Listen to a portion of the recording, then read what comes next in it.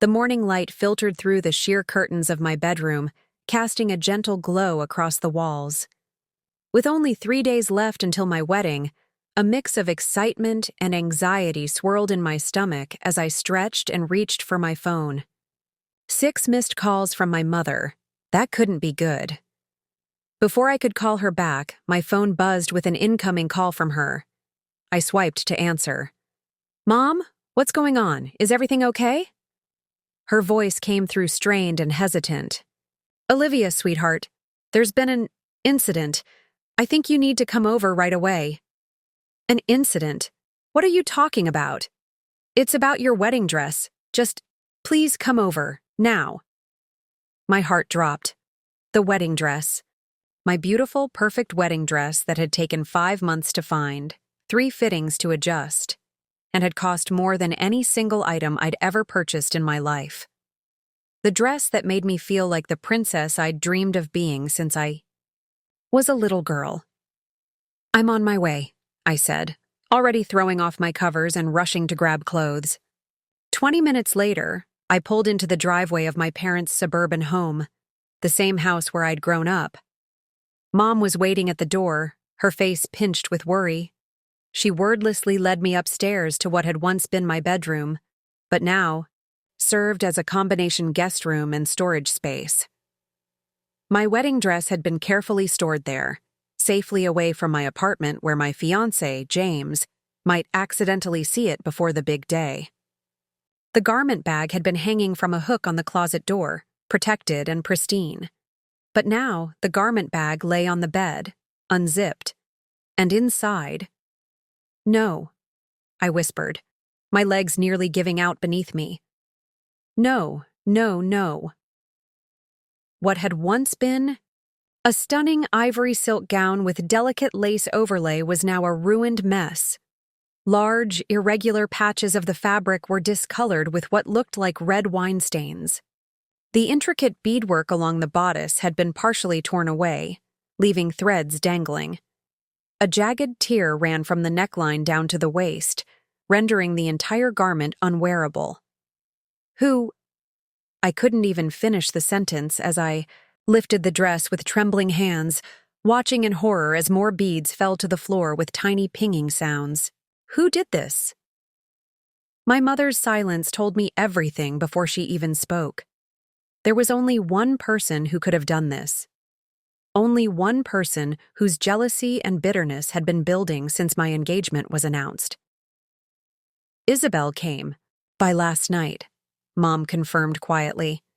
"She was upset about something, had been drinking. I didn't know she came upstairs. I didn't know until this morning when I went to check on the dress and found this. Isabel, my sister, my own flesh and blood." I sank onto the edge of the bed, still clutching the ruined fabric. Did she admit to it?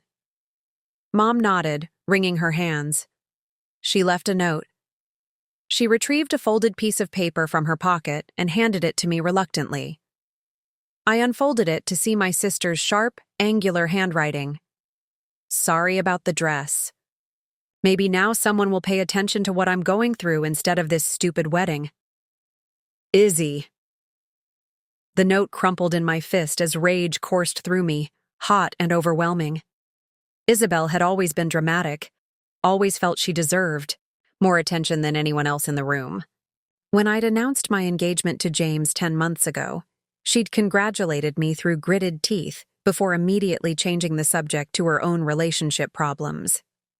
As my wedding planning progressed, her sabotage had been subtle at first, suggesting vendors she knew were unreliable, accidentally, giving out the wrong date to some family members, making disparaging comments about my choices to our extended family. But this? Destroying my wedding dress days before the ceremony? This was beyond anything I could have imagined even from her. "Have you spoken to her?" I asked, my voice eerily calm, even as tears threatened. "She's not answering her phone," Mom said.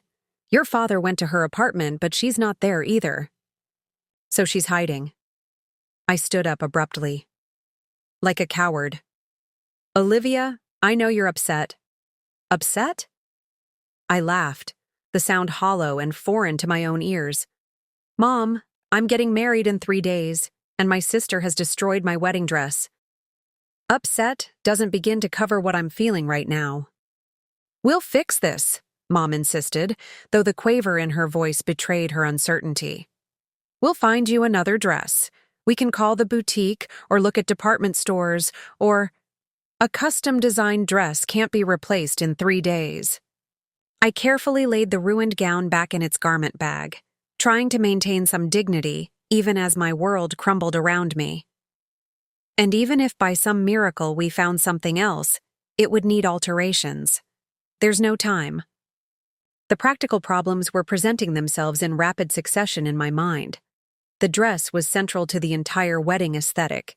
The photographer had specific shots planned around its unique design. My bridesmaids' dresses had been chosen to complement it. But beyond the logistics was the emotional devastation. This dress had been my dream, the physical manifestation of the perfect day I'd been planning for months. And my own sister had deliberately destroyed it. I need to call James, I said, reaching for my phone. Mom looked alarmed. Are you going? To postpone the wedding? The question hit me like a slap. Postpone my wedding because of Isabel's petty vindictiveness? Give her the satisfaction of knowing she'd ruined not just my dress, but my entire carefully planned celebration. No, I said firmly. Absolutely not. The wedding is happening as scheduled. I'm not letting Isabel win. I stepped into the hallway. To call James, my hand still shaking as I pressed his contact. He answered on the second ring, his voice warm with love as he greeted me. The sound nearly broke me. James, I managed, my voice cracking despite my efforts to stay composed. Something's happened. I explained the situation as calmly as I could, though by the end I was fighting back sobs. James listened in stunned silence.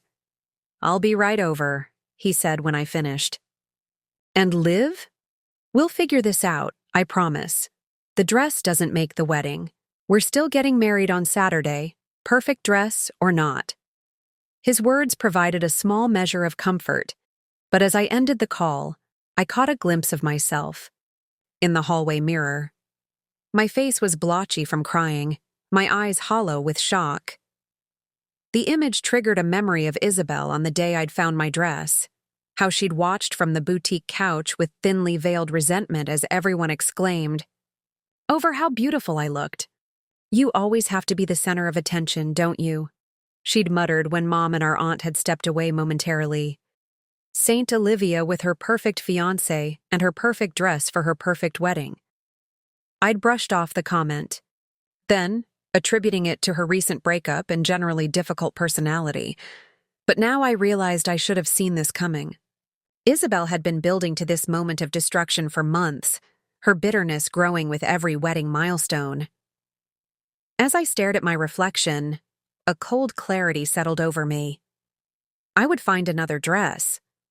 I would marry James on Saturday, as planned. The wedding would be beautiful despite Isabel's sabotage. And after that? After that, I would make sure my sister understood exactly what she had done, and what it would cost her. James arrived 30 minutes later, his face tight, with concern that melted into quiet fury when he saw the dress. He pulled me into a fierce embrace as Mom discreetly left us alone. I can't believe she would do this, he murmured into my hair. I can, I replied, my voice muffled against his shoulder. This is who she is, James. She can't stand for anyone else to be happy if she's not. He pulled back slightly to look at me. What do you want to do?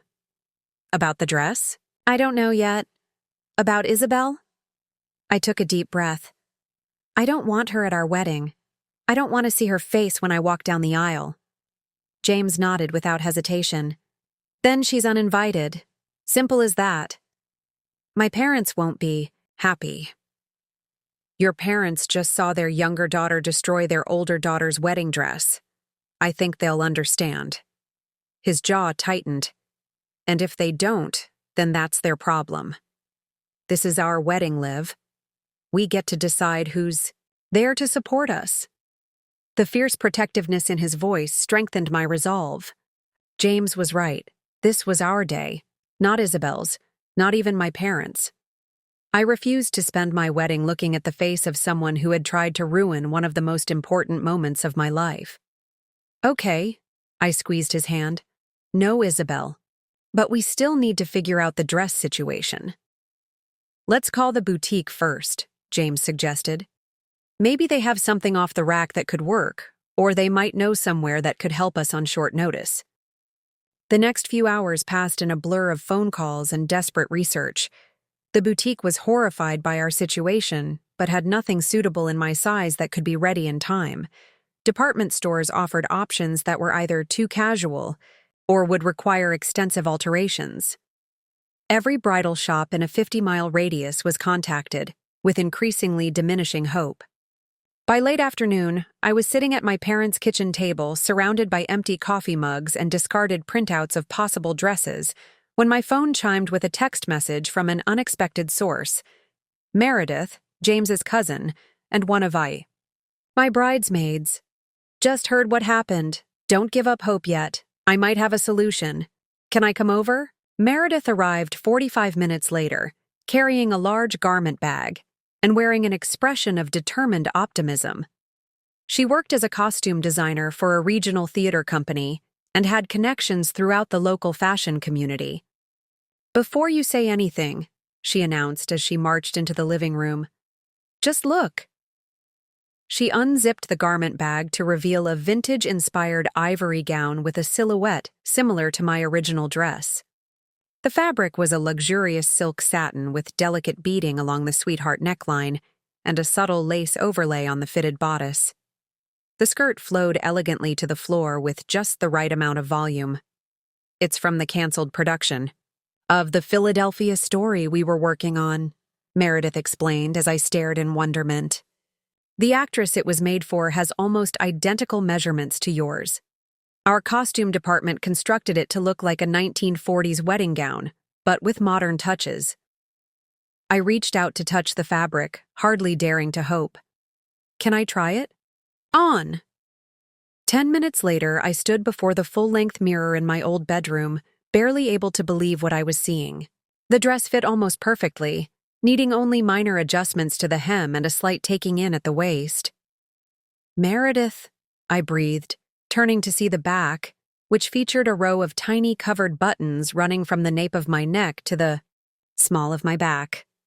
This is incredible. She beamed, obviously pleased with herself. The theater's artistic director owed me a favor, and our head seamstress can come tomorrow to make the adjustments. It's not the same as your original dress, but it's perfect, I interrupted, genuinely meaning it. While nothing could erase the pain of Isabel's betrayal, this unexpected solution felt like the universe offering a small measure of balance. I don't know how to thank you. Just enjoy your wedding, Meredith said simply. And maybe let me borrow your apartment for a weekend when you and James are on your honeymoon? My building's doing renovations, and the noise is killing me. Laughed, the sound surprising me after hours of tears and stress. Deal. With the dress crisis at least partially resolved, I turned my attention to the Isabel situation. My parents had been conspicuously quiet on the matter, their divided loyalties painfully evident. When I officially informed them that Isabel was no longer welcome at the wedding, their reaction was exactly as expected. She's your sister, Olivia, Dad said, his face creased with worry. Family should be there on important days, regardless of temporary disagreements. Temporary disagreements? I repeated incredulously. She deliberately destroyed my wedding dress. There was nothing temporary about that decision. Of course what she did was terrible, Mom interjected, ever the mediator. But uninviting her will create a rift that might never heal. Is that really what you want? What I wanted was to wear the dress I loved on my wedding day, I replied, keeping my voice steady with effort. What I wanted was a sister who could be happy for me instead of trying to sabotage every important moment in my life. Isabel is the one who created this rift, not me. My parents exchanged glances, communicating in that silent way long-married couples develop. Finally, Dad sighed heavily. "We won't try to change your mind," he conceded. "It's your wedding, but please consider that Isabel is going through a difficult time. Her breakup with Connor hit her hard, and seeing you so happy while she's struggling, it's not easy for her." "That doesn't excuse what she did," I insisted. "Everyone goes through breakups. Most people don't respond by destroying their sister's wedding dress." "No, they don't," Mom agreed softly. "And we're not defending her actions. We're just asking you to remember that decisions made in anger often have long-lasting consequences. Their concern for family harmony would have been touching if it didn't feel so misplaced. Where was this concern for consequences when Isabel was taking scissors and wine to my wedding dress?" "I've made my decision," I said firmly. "Isabel is not welcome at my wedding. If she shows up, she will be asked to leave. I need to know that you both respect that boundary, even if you don't agree with it." After another long look between them, they both nodded reluctantly. I could see they were torn between their daughters, a position I didn't envy. But in this moment, I needed them to understand that what Isabel had done went beyond typical sibling rivalry or emotional distress. It was a calculated act of cruelty that I wouldn't, simply forgive and forget for the sake of family harmony. Later that evening, back in the apartment I shared with James, I finally allowed myself to fully process the events of the day.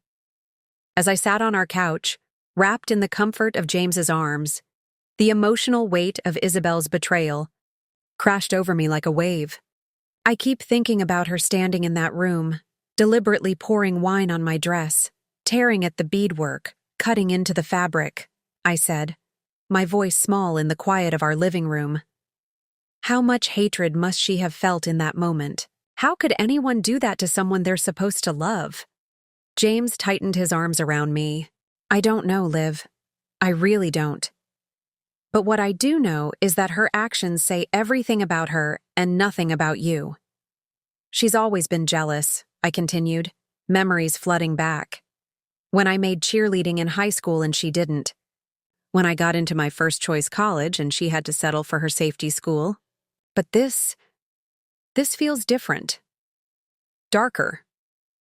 "It is different," James agreed. "This crossed a line that can't be uncrossed." I shifted to look at him.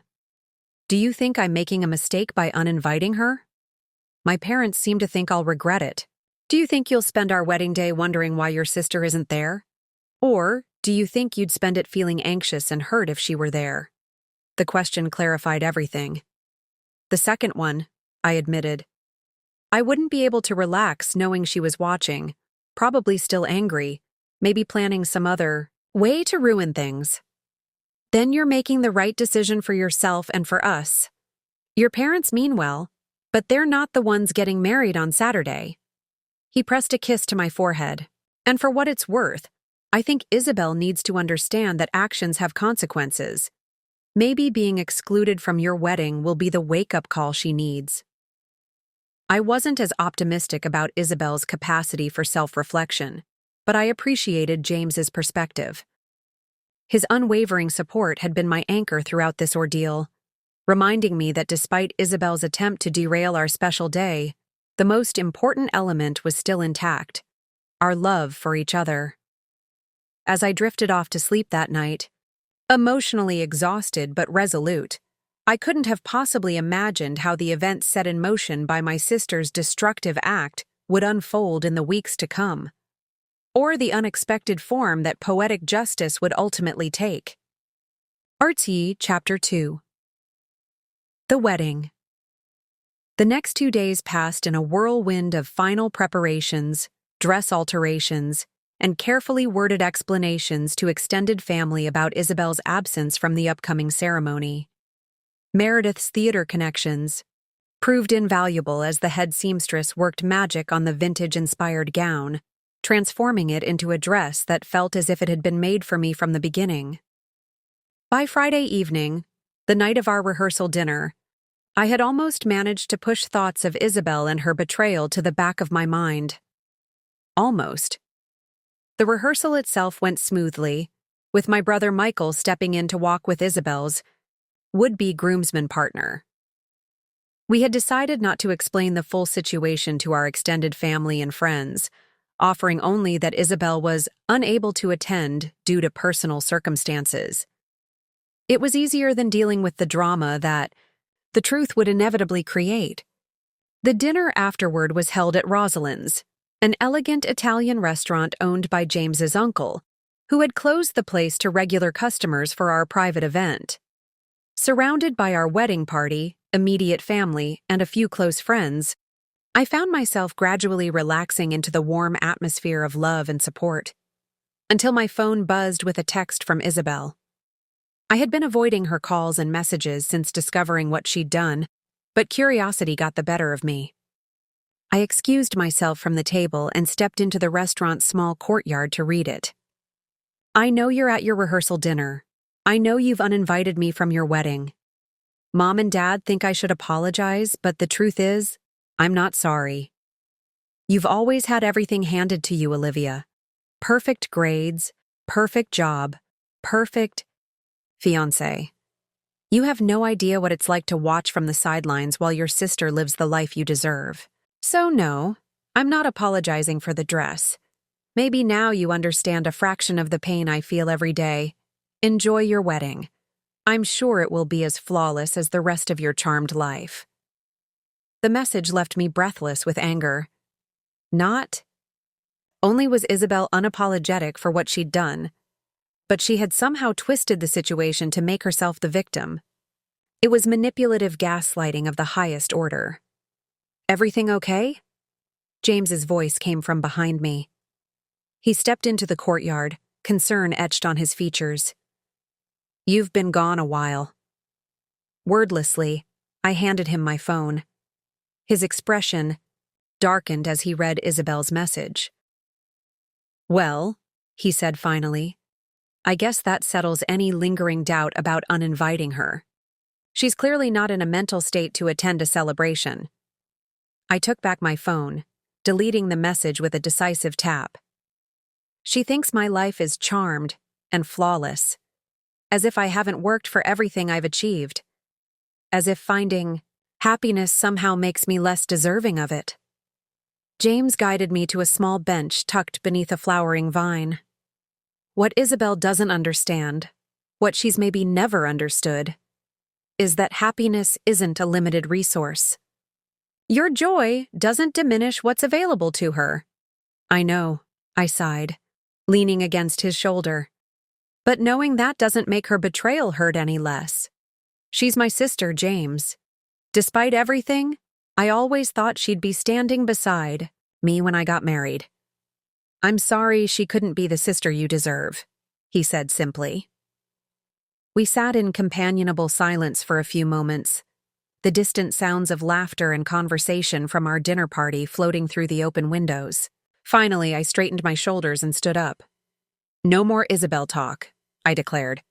"This is our weekend, and I refuse to let her negativity infect one more minute of it." James smiled, the pride in his expression warming me from within. "That's my girl." We rejoined the dinner party, and I threw myself into the celebration with renewed determination. By the end of the evening, surrounded by genuine love and support, Isabel's bitter message seemed less powerful, less able to wound. The morning of our wedding dawned clear and perfect, as if the universe had decided to compensate for the dress drama with impeccable weather. I awoke in my old bedroom at my parents' house, where I'd stayed the night in accordance with tradition, to sunshine streaming through the windows and the distant sounds of my mother in the kitchen below. For a moment, I simply lay there, savoring the quiet anticipation of the day ahead. In just a few hours, I would walk down the aisle to James, speak our vows, and begin our married life together. The thought filled me with a serene happiness that not even Isabel's absence could diminish. My reverie was interrupted by a soft knock at the door. Mom entered carrying a tray with coffee, toast, and a small vase containing a single white rose. "Good morning, bride-to-be," she said, her voice gentle with emotion. "How did you sleep?" "Surprisingly well," I admitted, sitting up to accept the tray. "I thought I'd be too nervous or excited, but I just feel ready." Mom perched on the edge of the bed, reaching out to tuck a strand of hair behind my ear in a gesture so familiar it brought a lump to my throat. "You've always been my level-headed one. Even as a little girl, once you made up your mind about something, you faced it with such calm determination." The unspoken comparison to Isabel hung in the air between us, but neither of us acknowledged it. Today wasn't about that lingering tension. "The hair and makeup team will be here at 9, Mom continued, visibly shifting to practical matters. "The flowers should arrive by 10, and we need to leave for the venue by 11:30. Your father's already picked up his tux, and he's gone to collect Aunt Susan from the airport." I nodded, sipping my coffee and letting Mom's efficient planning wash over me. This was her element: organizing, coordinating, ensuring everything ran smoothly. It was her way of showing love, and today of all days, I appreciated it deeply. "Mom," I said as she rose to leave, "thank you for everything. The house, the planning, finding Meredith with her miracle dress, just everything." Her eyes glistened with unshed tears. "Oh, sweetheart, that's what mothers do." She hesitated, then added softly, "I wish things were different with Isabel. I wish she could share this day with you." The mention of my sister threatened to disturb my hard-won peace, but I refused to let it. "I wish things were different too," I said honestly. "But they're not, and that's okay. Today is still going to be perfect, because I'm marrying the man I love, surrounded by people who genuinely wish us well." Mom nodded, accepting my perspective even if it didn't entirely align with her hope for sisterly reconciliation. "You're right, and it will be perfect." She brushed a quick kiss against my forehead. "Eat your breakfast. It's going to be a long, wonderful day." The hours that followed passed in a mounting crescendo of activity. The hairstylist and makeup artist arrived, setting up their equipment in the bathroom. My bridesmaids filtered in one by one, bringing excitement, mimosas, and the happy chaos of women preparing for a celebration. Meredith arrived with the completed dress, now perfectly altered to fit me as if it had been designed with my body in mind. Through it all, I remained in that strange bubble of calm certainty. Even when my father saw me in my dress for the first time and had to turn away to compose himself. Even when we arrived at the botanical garden where the ceremony would take place, and I caught my first glimpse of the flower-adorned arbor where James and I would exchange our vows. It wasn't until I was standing with my father at the entrance to the garden path, the string quartet's music signaling the start of the processional, that the emotional weight of the moment finally hit me. My bridesmaids proceeded one by one, each giving me an encouraging smile before making their entrance. "Ready, Livy?" Dad asked, using the childhood nickname I hadn't heard in years. I took a deep breath, feeling the perfect fit of the dress, the gentle weight of my grandmother's pearl earrings, the soft texture of the bouquet in my hands. "Ready." As we began our walk down the petal-strewn path, I saw James waiting beneath the arbor, his face lighting up at the sight of me. In that moment, all thoughts of Isabel and her destructive jealousy vanished completely. There was only James, only our love, only this perfect day we had created despite everything that had tried to derail it. The ceremony itself passed in a blur of emotion. We spoke our carefully written vows, our voices steady and sure. When James slid the wedding band onto my finger, his hands were warm and certain. When the celebrant pronounced us husband and wife, the kiss we shared felt like both a culmination and a beginning. The reception that followed was everything we had hoped for. Elegant without being stuffy, joyful without being chaotic. We danced, our first dance to the song that had been playing when James proposed. We cut the cake, fed each other bites without the traditional smashing that I'd always found tacky. We circulated among our guests, accepting congratulations and well wishes with genuine gratitude. Several times throughout the evening, I caught my parents exchanging looks that I knew related to Isabel's absence. A few relatives asked about her in whispered tones, accepting my vague explanation with raised eyebrows that suggested they knew more than I'd told them. But none of it mattered. The day had been perfect in all the ways that counted. It wasn't until the reception was winding down, as James and I prepared to make our exit, that my mother pulled me aside for a moment. "Isabel called while you were dancing," she said, her expression carefully neutral. "She wanted me to tell you congratulations." I stared at her, searching for signs that this was a well-intentioned fiction, a mother's attempt to create peace between her daughters. But Mom's eyes held no deception, only hope that this small olive branch might matter to me. "What did you tell her?" I asked. "I told her that you looked beautiful and that the wedding was lovely. I told her I wished she could have been here to see it." Mom squeezed my hands. She sounded subdued, maybe a little regretful. I doubted that, given the venomous text Isabel had sent just the night before. More likely, she was playing the contrite sister for our mother's benefit, while still harboring the same resentment. But I didn't want to burden Mom with my skepticism, not when she was clearly trying to broker peace. "Thank you for telling me," I said simply. "But right now, I need to focus on saying goodbye to our guests and starting my honeymoon with my husband."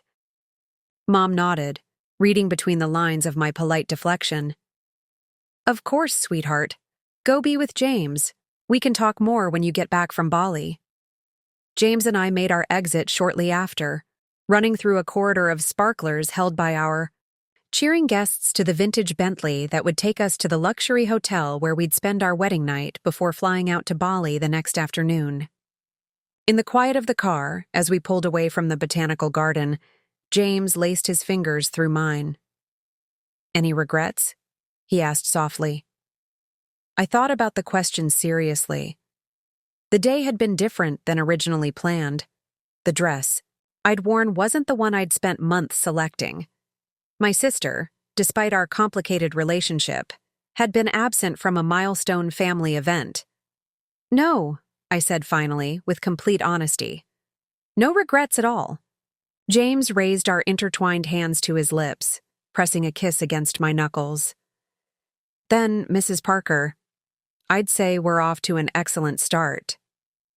As we drove through the night toward the beginning of our married life together, I allowed myself to hope that perhaps the worst of the Isabel situation was behind us, that our 2-week honeymoon would provide enough distance and perspective for the raw edges of hurt to begin healing, that by the time we returned, some new equilibrium might be possible, some path forward that acknowledged what had happened without allowing it to define our sibling relationship forever. I couldn't have been more wrong. Chapter 3. The Aftermath. 2 weeks in Bali passed like a beautiful dream. James and I explored ancient temples, swam in crystal-clear waters, ate exotic foods, and reveled in the simple joy of being newlyweds. The distance, both physical and emotional, from the drama surrounding my wedding dress felt healing and necessary. By the time our flight touched down at home, I felt renewed and ready to face whatever came next, including the inevitable awkwardness with Isabel. While I wasn't prepared to simply forgive and forget, I had reached a place where I could imagine some kind of carefully defined relationship with my sister moving forward. That tentative openness lasted precisely 45 minutes after our arrival home. As James and I unpacked and sorted through the mail that had accumulated during our absence, my phone rang with my brother Michael's number. I answered, expecting to hear his voice asking about our honeymoon. Instead, I heard background noise, voices, music, the clinking of glasses, and then Michael's voice, sounding distant as if he wasn't speaking directly into the phone. Hang on. I need to take this, he was saying to someone. Then, more clearly, Liv, you there? I'm here, I confirmed. Just got home. What's going on? Where are you? I'm at Morton's. Mom and Dad's anniversary dinner, remember? They mentioned it at the wedding reception. With the whirlwind of the wedding and honeymoon, I had completely forgotten about our parents' 35th anniversary, which apparently fell during our time away. Right, of course. Tell them happy anniversary from us. We'll call them later tonight. Yeah, about that. Michael's voice took on an odd quality. There's something you should know. Isabel is here. With Connor. I froze in the act of sorting mail. Connor? As in her ex-boyfriend Connor? The breakup she was supposedly devastated about? The very same. And they have an announcement. The background noise on Michael's end suddenly decreased, as if he'd stepped into a quieter area. Liv, they're engaged. Isabel just flashed a massive diamond ring and said they've been secretly back together for months. They're planning a New Year's Eve wedding. The implication hit me like a physical blow. Months? But that would mean… Exactly, Michael confirmed grimly. She was already back with Connor when she destroyed your dress. The whole, I'm heartbroken, watching my sister be happy while I'm alone, thing was complete bullshit. I sank into a chair, trying to process this revelation. Did Mom and Dad know they were back together? No way. They looked as shocked as everyone else when Isabel made the announcement. Dad nearly choked on his whiskey. A cold fury was building inside me. Isabel's dress destruction had been presented, by her, by our parents, as an act of emotional distress, the lashing out of a woman watching her sister's happiness while nursing her own broken heart. But if she had already reconciled with Connor months earlier, then her actions took on an even darker, more calculated quality. I thought you should hear it from me before Mom tries to spin it somehow, Michael continued. You know how she is. Always, trying to smooth things over between you two. Thanks, Mike. I appreciate the heads up. So, are you okay? He sounded genuinely concerned. Was I okay? The question made me pause. The initial shock was giving way to something else, a strange mix of vindication and disgust. Isabel had deliberately cultivated the image of a heartbroken sister while secretly enjoying her own rekindled relationship, all to justify her sabotage and garner sympathy. I'm processing, I said finally. It's a lot to take in. How's the dinner going otherwise? Awkward as hell now. Isabel clearly wanted to make a dramatic announcement, but I don't think she expected the stunned silence that followed. Mom's trying to rally with enthusiastic questions about their plans, but everyone can feel the tension. I'm sure, I murmured, my mind still racing. Listen, I should go. James and I are still unpacking, but keep me posted if anything else happens, okay? After hanging up, I relayed the conversation to James, who listened with increasing disbelief. So, the whole time she was playing the wounded single sister, she was actually back with Connor? He clarified, his expression darkening. That's beyond manipulative. It's pure Isabel, I said, a lifetime of similar behavior flashing through my memory. She's always created these narratives where she's either the victim or the star of the show. Usually both. A cold fury was building inside me. Isabel's dress destruction had been presented, by her, by our parents, as an act of emotional distress, the lashing out of a woman watching her sister's happiness while nursing her own broken heart. But if she had already reconciled with Connor months earlier, then her actions took on an even darker, more calculated quality. I thought you should hear it from me before Mom tries to spin it somehow, Michael continued. You know how she is. Always. Trying to smooth things over between you two. Thanks, Mike. I appreciate the heads up. So, are you okay? He sounded genuinely concerned. Was I okay? The question made me pause. The initial shock was giving way to something else. A strange mix of vindication and disgust. Isabel had deliberately cultivated the image of a heartbroken sister while secretly enjoying her own rekindled relationship, all to justify her sabotage and garner sympathy. "I'm processing," I said finally. "It's a lot to take in. How's the dinner going otherwise?" Awkward as hell now. Isabel clearly wanted to make a dramatic announcement, but I don't think she expected the stunned silence that followed. Mom's trying to rally with enthusiastic questions about their plans, but everyone can feel the tension. "I'm sure," I murmured, my mind still racing. "Listen, I should go. James and I are still unpacking, but keep me posted if anything else happens, okay?" After hanging up, I relayed the conversation to James, who listened with increasing disbelief.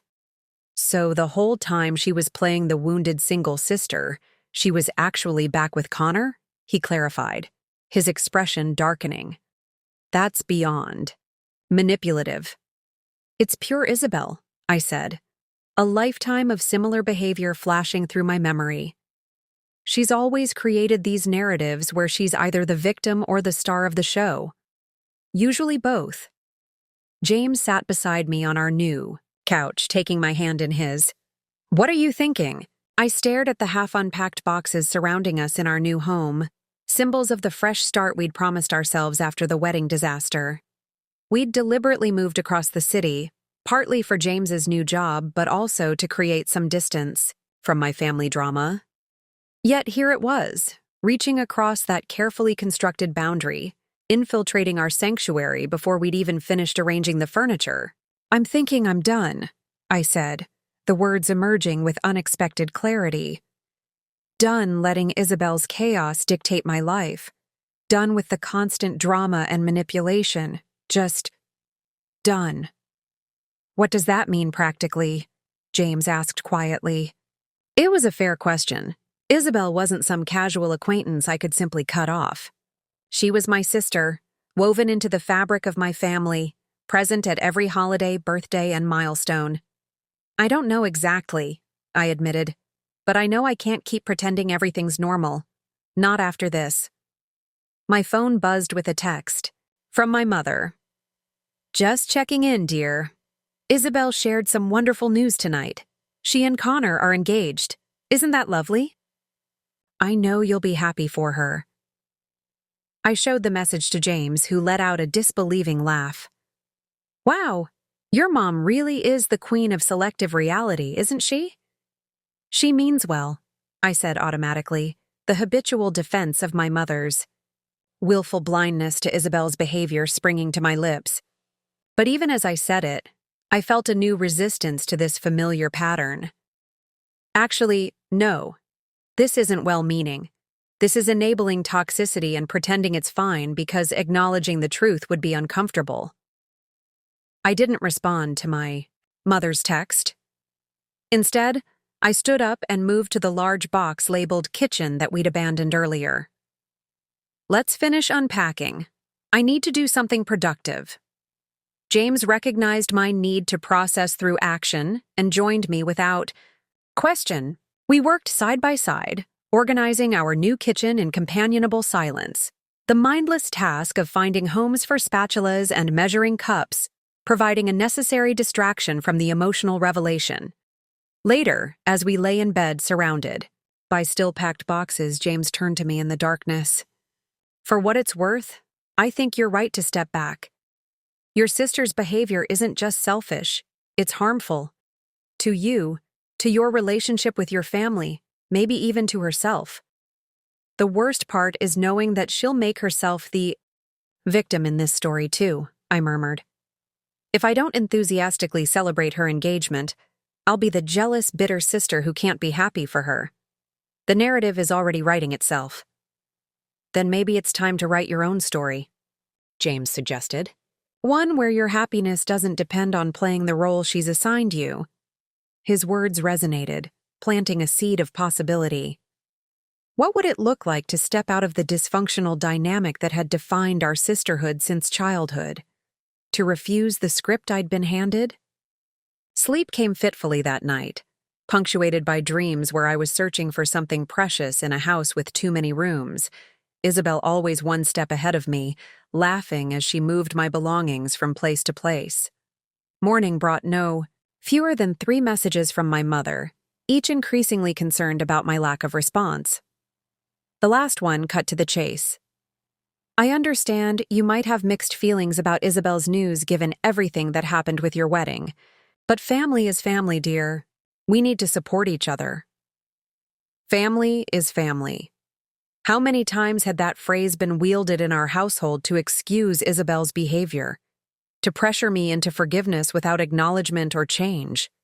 The words, once comforting in their reminder of unconditional connection, now felt like chains. You don't have to respond right away, James said, noticing my frown as I stared at my phone over breakfast. I know, but if I don't, she'll call. Or worse, show up here. I set the phone down with deliberate care. I need to figure out what I actually want to say, not just react. Take your time, he advised. This isn't a crisis requiring immediate attention, despite how your family might treat it. He was right, of course. The manufactured urgency was part of the pattern, creating an atmosphere where Isabel's needs and feelings always required immediate attention and accommodation, while everyone else's were secondary. I spent the morning unpacking our bedroom, the methodical task of organizing clothes and arranging personal items helping to clarify my thoughts. By afternoon, I felt ready to respond, not to my mother's messages specifically, but to the situation as a whole. I sat down at our makeshift dining table, opened my laptop, and began typing an email addressed to both my parents. Mom and Dad. I've received your messages about Isabel's engagement. I'm sure you're expecting me to join in the celebration, but I need to be honest with you both about where I stand. I've recently learned that Isabel and Connor reconciled months ago, well before my wedding. This makes her destruction of my wedding dress not an impulsive act of emotional distress, as we all assumed, but a deliberate choice made while she was actually in a happy relationship herself. This revelation has forced me to reevaluate not just the wedding incident, but the pattern of behavior that has defined my relationship with Isabel for years. I cannot and will not continue to participate in a dynamic where her actions, however hurtful or manipulative, are excused, while I'm expected to forgive and forget in the name of family harmony. James and I are building a new life together, one that prioritizes honesty, mutual respect, and genuine support. While I hope that Isabel finds happiness in her engagement, I am not in a position to celebrate with her or pretend that everything is fine between us. I love you both, but I need some space to process what this means for my relationship with Isabel going forward. Please respect that by not pushing for reconciliation or attempting to minimize what happened. Love, Lily. I read it through twice, then sent it to James for his input. He returned from the hardware store as I was still staring at the screen. It's clear, honest, and firm without being cruel, he said after reading it. Are you ready to send it? I think so, I said, though my finger hesitated over the send button. It feels both terrifying and liberating. Because it is, he said simply. You're changing the rules of engagement that have been in place your entire life.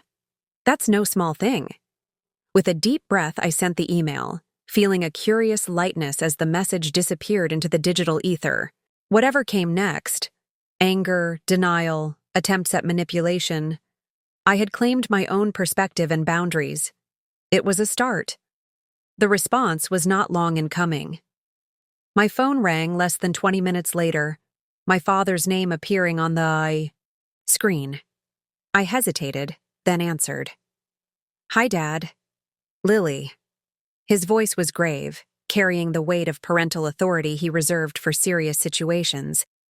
I just read your email. Your mother is very upset. Of course she was. Mom's emotional. Equilibrium depended on maintaining the fiction that we were a normal, happy family. Disruptions to that narrative were intolerable. I'm sorry she's upset. I said carefully, but that doesn't change how I feel or what I need right now. Sweetheart, I understand you're still hurt about the wedding. What Isabel did was wrong, no question. But she's your sister. Are you really going to let one mistake damage your relationship permanently? The characterization of Isabel's actions as one mistake, rather than part of a pattern, ignited a flash of anger I couldn't suppress. One mistake? Dad, she deliberately destroyed my wedding dress, the most important garment I'll ever wear, ours, before I was supposed to walk down the aisle. And she did it while secretly back together with Connor, which means it wasn't even an emotional reaction to being alone at my wedding. It was calculated. We don't know that, he countered, his tone shifting to the reasonable mediator persona he adopted during family conflicts. Just because she and Connor had started talking again doesn't mean she wasn't still emotional about your wedding. The familiar defense pattern, minimize, rationalize, redirect, was so predictable it was almost comical. Almost. Dad, I'm not going to debate Isabel's motivations or mental state with you. The point is that I need space to figure out what kind of relationship I can have with her moving forward, if any. A sharp intake of breath. If any. Lily, that's extreme. She's your sister, your only sister. Family doesn't just cut each other off over disagreements. This wasn't a disagreement, Dad. It was a deliberate act of sabotage on one of the most important days of my life. I struggled to keep my voice steady. And my email didn't say I was cutting her off. I said I needed space to process. There's a difference. The conversation continued in circles, my father alternating between acknowledging Isabel's wrongdoing and minimizing its significance, all while emphasizing the paramount importance of family unity. It was exhausting and familiar. The same dance we'd been performing since childhood, with slight variations in the steps, but always the same music. Just promise me you'll think about calling her, he said finally. She asked for your new address. She wants to mend things. I doubted that. More likely, Isabel wanted to ensure I played my assigned role in her engagement narrative, the supportive sister who had forgiven all past transgressions and was eager to celebrate her happiness. I can't promise that right now, I said honestly. I need time. After we hung up, I felt drained but resolute.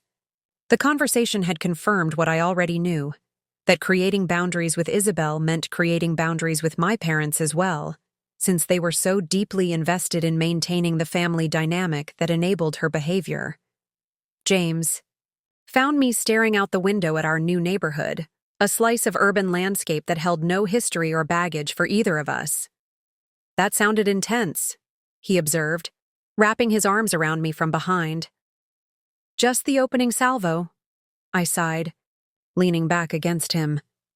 They're not going to let this go easily. No, he agreed.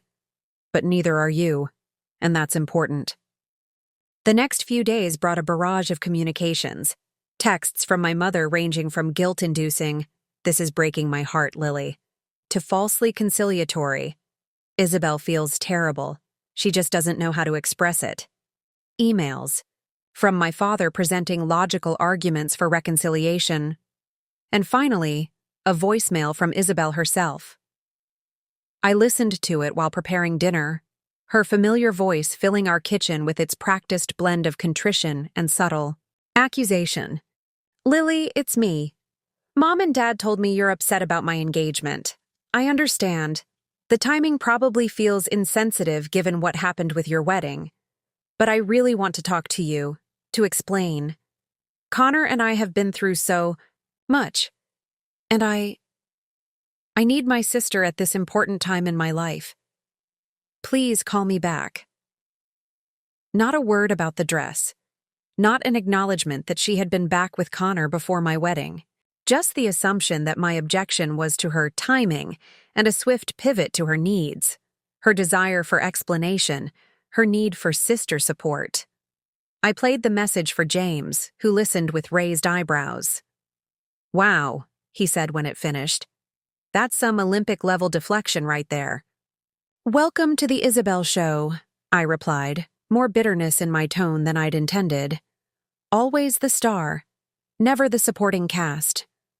Are you going to call her back? I considered the question as I chopped vegetables with perhaps more force than necessary. Not yet. I'm still too angry. It would just devolve into either a fight where I'm the bad guy or me swallowing my feelings to keep the peace. Neither option sounds appealing. James nodded, accepting my decision without judgment. It was one of the things I loved most about him, his respect for my autonomy in handling my family. Unlike my previous boyfriend who had constantly urged reconciliation to ease family gatherings, James understood that sometimes distance was necessary for emotional health. My silence prompted a new strategy from my family. Michael called the next evening, his tone carefully neutral. "Just checking in," he said. "Things are pretty tense at home." "I can imagine," I replied. "How are you holding up?" Michael, as the youngest and only boy, had often been spared the worst of the sister dynamics, but he was still affected by the emotional weather of our household. "I'm fine, trying to stay out of it." He paused. "For what it's worth, I get why you're upset. The dress thing was messed up, and finding out about her and Connor definitely makes it worse." His acknowledgement, simple, direct, without qualification, brought unexpected tears to my eyes. "Thanks, Mike. That means a lot. But," he continued, hesitancy creeping into his voice, "Mom's really struggling with this. She keeps saying she can't bear to see her family falling apart." And there it was, the real purpose of the call. Not just checking in, but another angle of approach in the campaign to bring me back into the fold. "I'm not responsible for Mom's emotional state," I said firmly. "And I haven't done anything to tear the family apart. I've simply asked for space to process my feelings about Isabel's actions." I know, he backpedaled. "I'm not saying it's your fault. Just, you know how Mom gets. And Dad's caught in the middle, and Isabel's alternating between playing the victim and being genuinely upset that you're not talking to her." "Define genuinely upset," I challenged, skepticism evident in my tone. Michael sighed. "Look, I'm not defending her. What she did was wrong, full stop. But she does seem to want to fix things with you, in her own self-centered way." I softened, slightly at his candor. Michael had always been the most clear-headed about Isabel's nature, perhaps because as her younger brother rather than her sister, he wasn't in direct competition for the same parental attention and approval. "I appreciate you calling, Mike. Really. But I need everyone to respect that I'm taking some time away from the situation. Can you help with that? Maybe remind them that pushing me is only going to make me pull back further?" "I'll try," he promised. "But you know our family. Subtlety isn't exactly our strong suit." After we hung up, I found myself reflecting on the different roles we'd all assumed in our family system. Isabel, the dramatic star around whom the emotional universe revolved. Me, the responsible peacekeeper who adjusted to maintain equilibrium. Michael, the observer who navigated the currents without being swept away. Our parents, the directors who desperately wanted a perfect family production, regardless of the reality behind the scenes. For the first time, I could see how my assigned role, the understanding sister, the one who forgave and accommodated, had become a prison of its own. By always being the reasonable one who prioritized family harmony over my own feelings, I had helped enable Isabel's behavior. My compliance had been part of the problem. This realization was both empowering and sobering. Changing my role would inevitably force others to adjust their own, a process that would likely be met with significant resistance. 2 weeks passed in relative calm. James and I settled into our new home, arranging furniture, hanging artwork, creating the shared space we'd dreamed of during our engagement. I started my new position at the architectural firm, the work providing a welcome focus outside of family drama. James's teaching semester began, his schedule filling with classes and student consultations. I maintained limited contact with my Parents, brief, polite phone calls that carefully avoided the subject of Isabel, and none with my sister. It wasn't a permanent solution, but it gave me the breathing room I needed to strengthen my resolve and clarify my boundaries. Then came the invitation.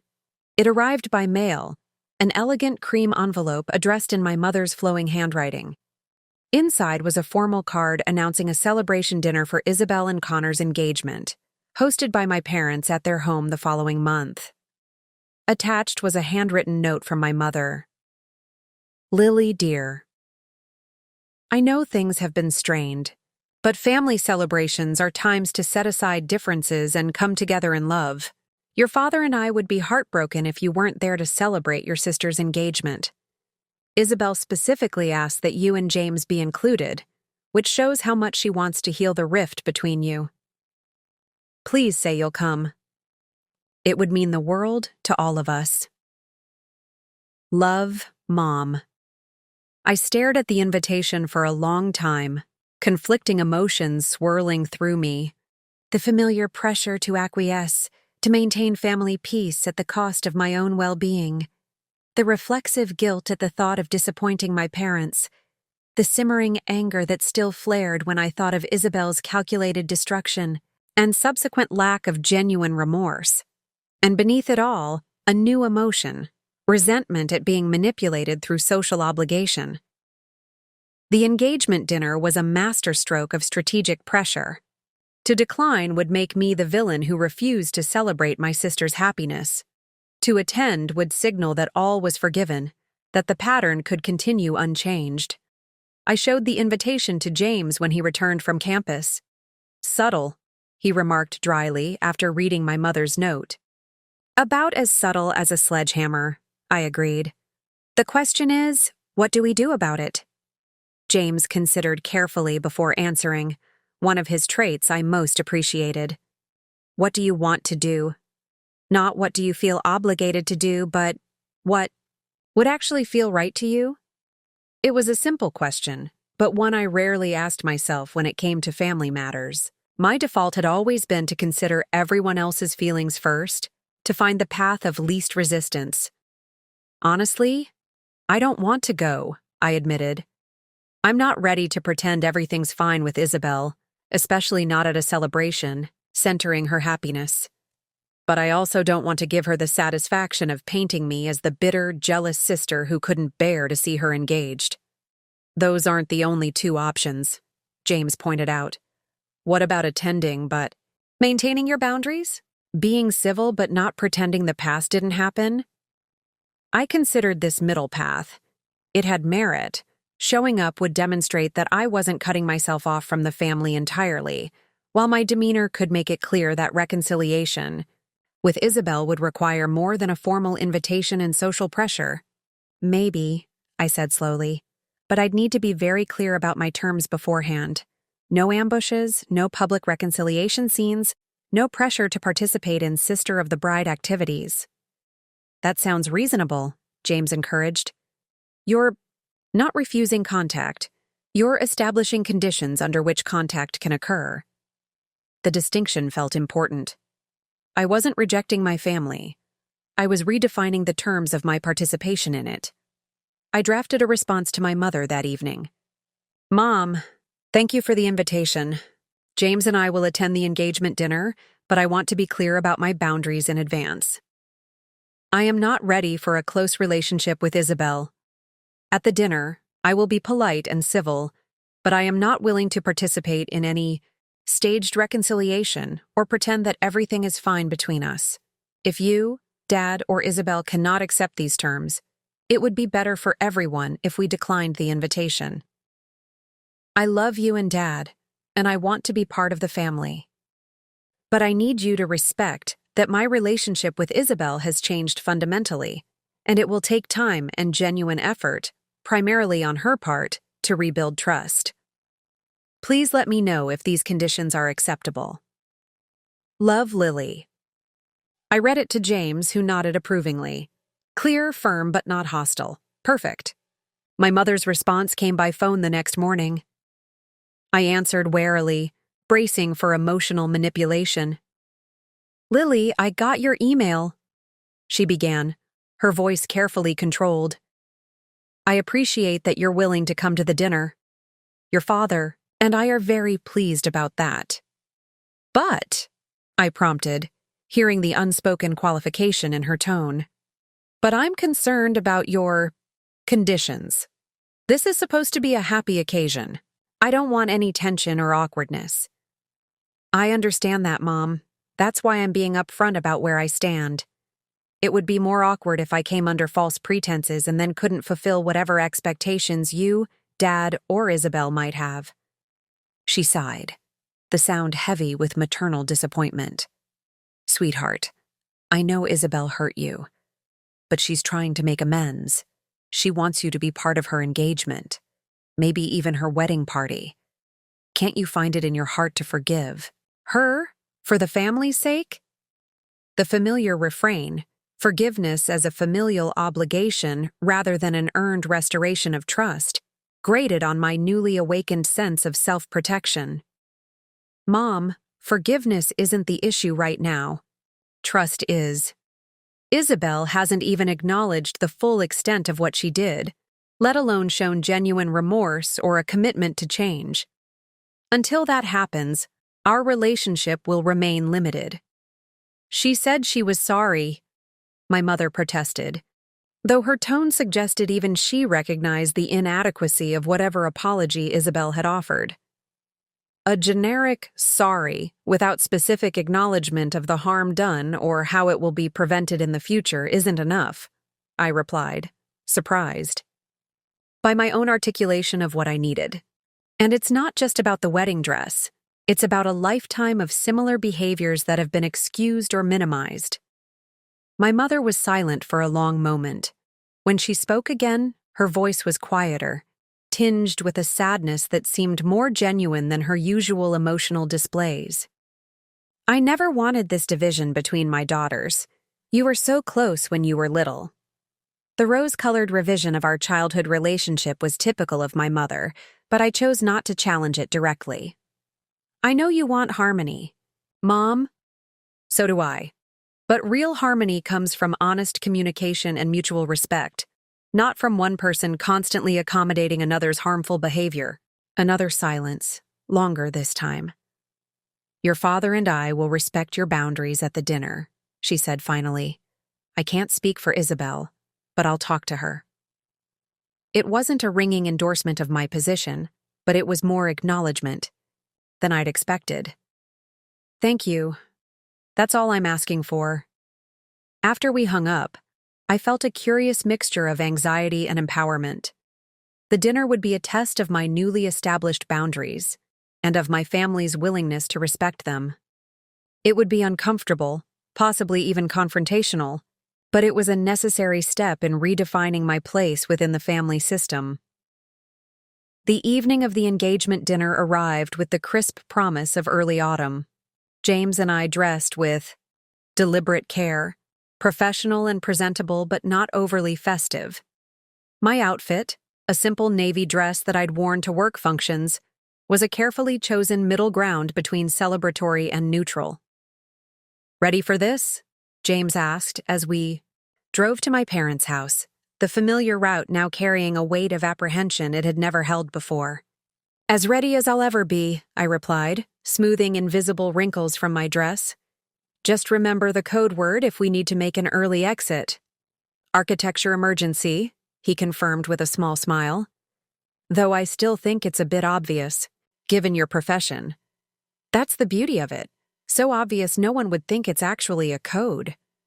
The attempt at lightheartedness did little to dispel the tension coiling in my stomach as we pulled into the driveway. My parents' home, the backdrop to my entire childhood, now felt like contested territory rather than a safe haven. Cars lined the street, more than I had expected for what my mother had described as an intimate family celebration. Apparently, intimate included extended family and close friends, expanding the audience for whatever drama might unfold. My mother greeted us at the door with brittle enthusiasm, her hug lasting a beat too long. "Lily, James, so glad you could make it." "Everyone's in the living room. Isabel and Connor just arrived a few minutes ago. The subtle emphasis on their names was my mother's way of communicating her expectation. Be nice, play along, don't make a scene. I nodded, offering a smile that didn't quite reach my eyes. We're looking forward to seeing everyone. The living room was indeed full. Aunts, uncles, a few cousins, and several family friends clustered in conversational groups. At the center of it all, predictably, stood Isabel and Connor, accepting congratulations and showing off what appeared to be a substantial engagement ring. Isabel spotted us immediately, her expression shifting through several emotions in rapid succession: surprise, wariness, and finally a bright smile that seemed practiced for the occasion. She whispered something to Connor, then made her way toward us with deliberate casualness. "Lily, James, you came!" Her voice carried just enough volume to draw attention without seeming intentional, a skill she had perfected years ago. Several heads turned our way, watching expectantly. "Congratulations," I said evenly, maintaining a polite distance rather than stepping into the embrace she had half initiated. "Hello, Connor." Connor, a tall man with kind eyes that seemed perpetually concerned, nodded awkwardly. "Lily? James? Good to see you both." An uncomfortable silence followed, the script disrupted by my refusal to play the enthusiastic sister. Isabel recovered quickly, filling the gap with practiced charm. "I'm so glad you could be here. It wouldn't be the same without you." She glanced at my left hand, where my own engagement and wedding rings caught the light. "We have so much to catch up on. Your new place, my wedding plans?" "Maybe later," I replied noncommittally. "We should say hello to everyone else." I moved past her before she could respond, James following close behind. I could feel her gaze on my back as we greeted various relatives, many of whom seemed unsure how to navigate the obvious tension between the sisters. My father intercepted us near the drink table, his expression a mix of relief and apprehension. "Lily, James, good to see you." He lowered his voice. "Thank you for coming. It means a lot to your mother." "We're here," I acknowledged simply. "How are you doing, Dad?" His smile was strained. "Oh, busy with work. The firm's taking on some new clients." He turned to James. "And how's the semester going? Students keeping you on your toes?" The conversation moved to safer territory. James's teaching, my new position at the architectural firm, Dad's legal cases. The deliberate avoidance of any mention of Isabel, Connor, or wedding plans was conspicuous, but welcome. Dinner itself was a masterpiece of suburban diplomacy. My mother had arranged the seating to place James and me at the opposite end of the table from Isabel and Connor, with various buffers of relatives and friends between us. It was a tactical decision that I appreciated, minimizing direct interaction, while maintaining the appearance of family unity. The meal progressed with the expected toasts and well wishes, most family members taking their cues from the careful distance established between the sisters. Isabel played her role perfectly, the radiant bride-to-be, graciously accepting congratulations while occasionally casting meaningful glances in my direction, ensuring that others noted my relative lack of enthusiasm. It was during dessert that the carefully maintained equilibrium began to fracture. My mother, perhaps emboldened by the seemingly peaceful dinner, initiated what she must have thought would be a healing moment. She announced to the table at large, "I've been thinking about how lovely it is to see both my daughters embarking on this new chapter of their lives. Lily with her beautiful wedding last month, and now Isabel planning hers. Sisters sharing such similar journeys." The comparison hung in the air like a live grenade. James's hand found mine under the table, a silent show of support. Aunt Patricia, never one for reading the room, seized on the opening. "Oh yes, Lily, you must have all sorts of advice for Isabel after planning your own wedding. Will you be helping with hers? Sisters working together is so special." All eyes turned to me, the expectation palpable. Isabel's expression was a carefully constructed blend of hope and vulnerability, the perfect visual for the narrative my mother was attempting to construct. I took a measured sip of water, buying a moment to compose my response. "I think, Isabel, and Connor should create the wedding that feels right for them," I said finally, my tone deliberately neutral. Every couple's vision is different. "But surely you'll be involved," my mother pressed, either missing or ignoring the warning in my voice. "After all, Isabel would have been your maid of honor if circumstances had been different." The reference to the circumstances, her euphemism for Isabel's destruction of my wedding dress and the subsequent last-minute replacement of my maid of honor, sent a cold wash of anger through me. Before I could respond, Isabel jumped, in with practiced emotion in her voice. "I would love your help, Lily. No one understands me like you do. And after everything, well, it would mean so much to have your support." The calculated performance, the trembling lip, the meaningful glance, the subtle reminder of her vulnerability, was so familiar it was almost comical.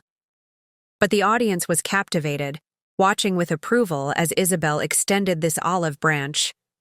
"I think," I said carefully, "that we should discuss any wedding involvement privately, not at a family dinner."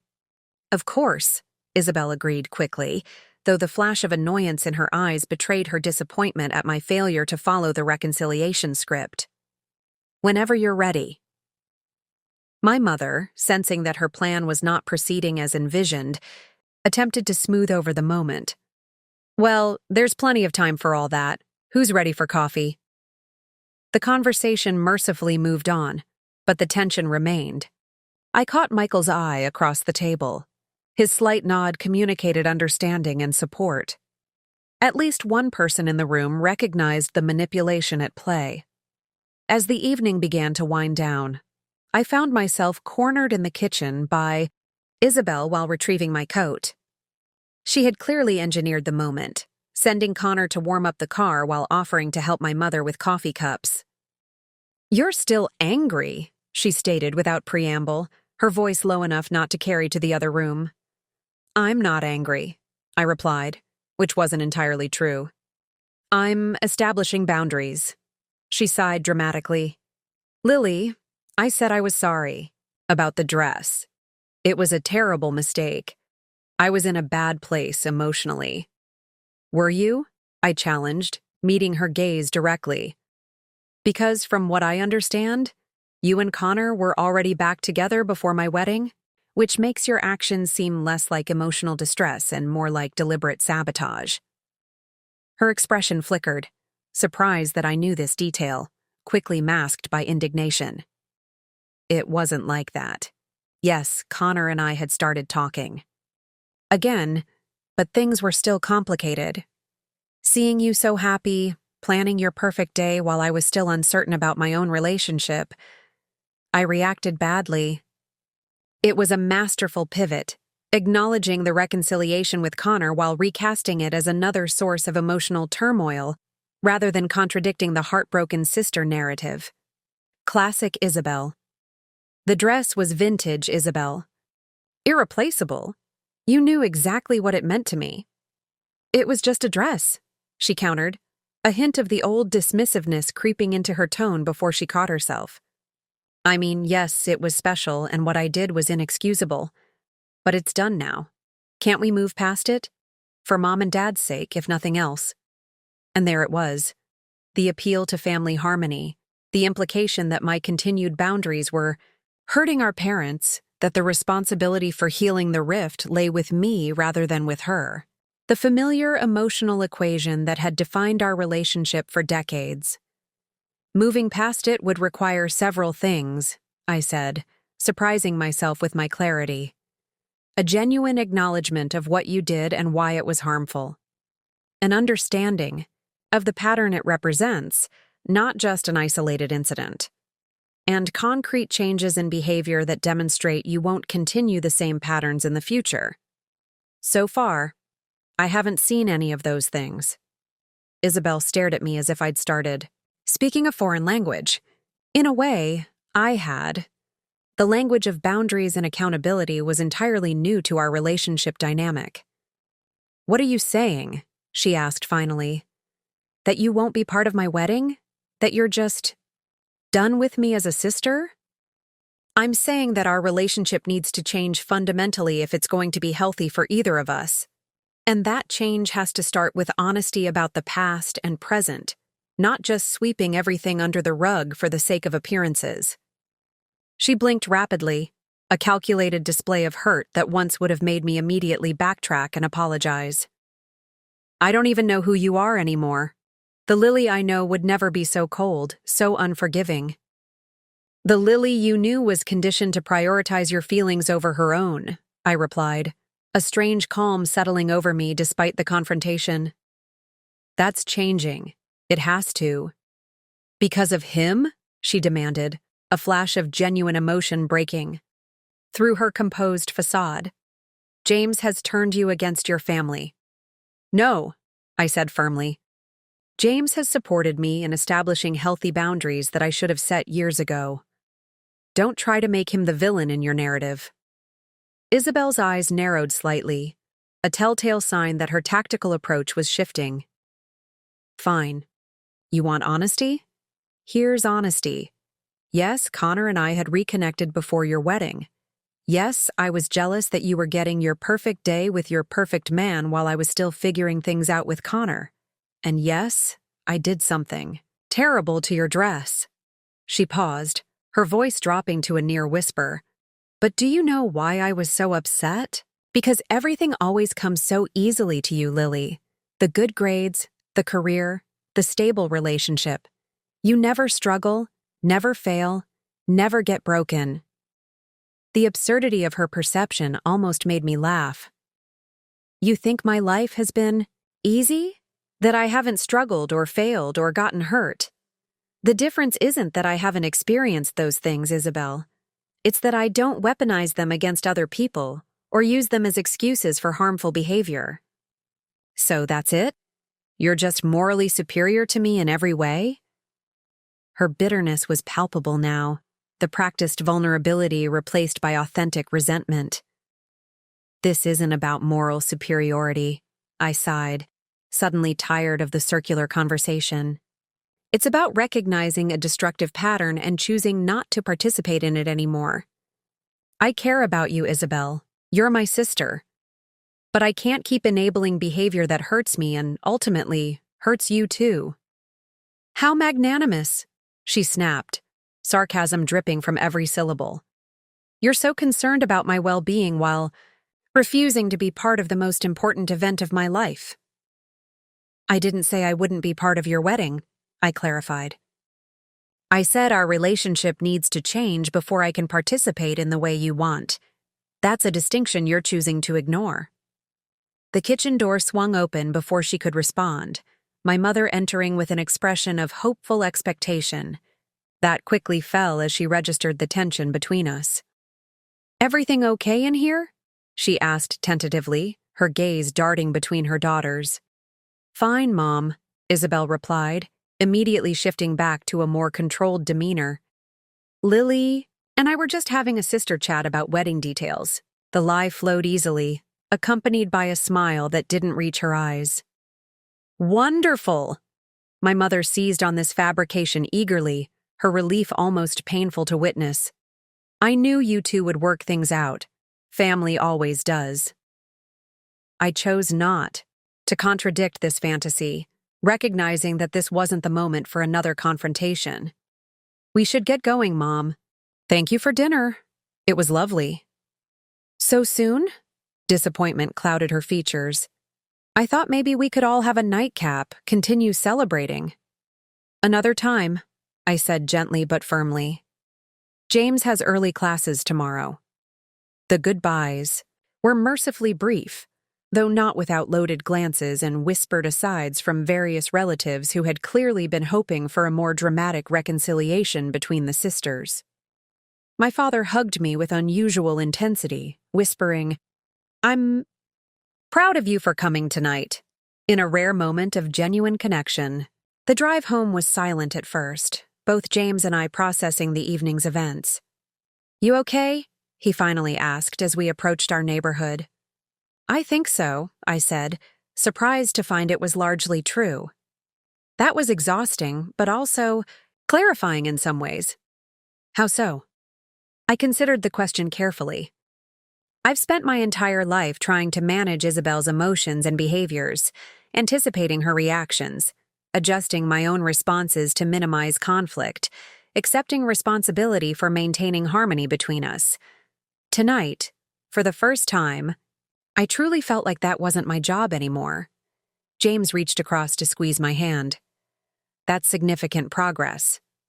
"It feels like it," I agreed, though I doubt my family sees it that way.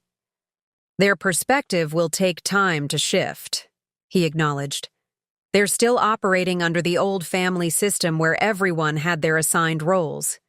You stepping out of yours disrupts the entire dynamic." His insight, as always, cut to the heart of the matter. My refusal to continue as the accommodating sister, the peacekeeper, the emotional stabilizer, had created a vacuum in the family structure that no one quite knew how to fill. When we arrived home, I kicked off my shoes with a sense of profound relief, both physical and emotional. Our apartment, still new enough to feel like a deliberate choice rather than an established habit, represented the life James and I were building together, separate from the tangled history of my family. "Do you think anything will change?" I asked as we prepared for bed, the question that had been lingering in my mind throughout the evening. With Isabel, I mean. Do you think she's capable of the kind of fundamental shift in perspective that would be needed for a healthy relationship? James considered this with his characteristic thoughtfulness. "I think people can change when they have sufficient motivation and self-awareness. The question is whether Isabel has either. Right now, her behavior suggests she's more interested in maintaining the status quo where she's centered and accommodated than in doing the hard work of examining her patterns." "That's what I think too," I admitted. "And it makes me sad. Because beneath all the manipulation and drama, she's still my sister. There's still that core connection that can't be erased, no matter what happens between us." "That connection doesn't obligate you to accept harmful behavior," James reminded me gently. "Love and boundaries can coexist. In fact, they often need each other to be meaningful." As I drifted toward sleep that night, his words echoed in my mind. Love and boundaries. The possibility that setting limits wasn't a rejection of family connection, but rather a different, perhaps healthier expression of it. The following days brought the expected fallout from the engagement dinner. My mother called daily with updates about Isabel's wedding plans, each conversation a thinly veiled attempt to gauge my willingness to participate. My father sent emails with family photos attached, many featuring Isabel and me as children, a not-so-subtle reminder of our shared history. Michael texted occasionally with more honest assessments of the situation. Mom's in full wedding mode already, Dad's mediating between her and Izzy about guest lists, the usual chaos. Isabel herself maintained radio silence for nearly 2 weeks after our kitchen confrontation, a tactical retreat I recognized from previous conflicts. She was regrouping, recalibrating her approach based on my unexpected resistance to the familiar patterns. When she finally reached out, it came in the form of a carefully crafted email. Lily. I've been reflecting on our conversation at the engagement dinner. While it wasn't the reunion I had hoped for, it has given me a lot to think about. I realize now that I've never properly addressed what happened with your wedding dress.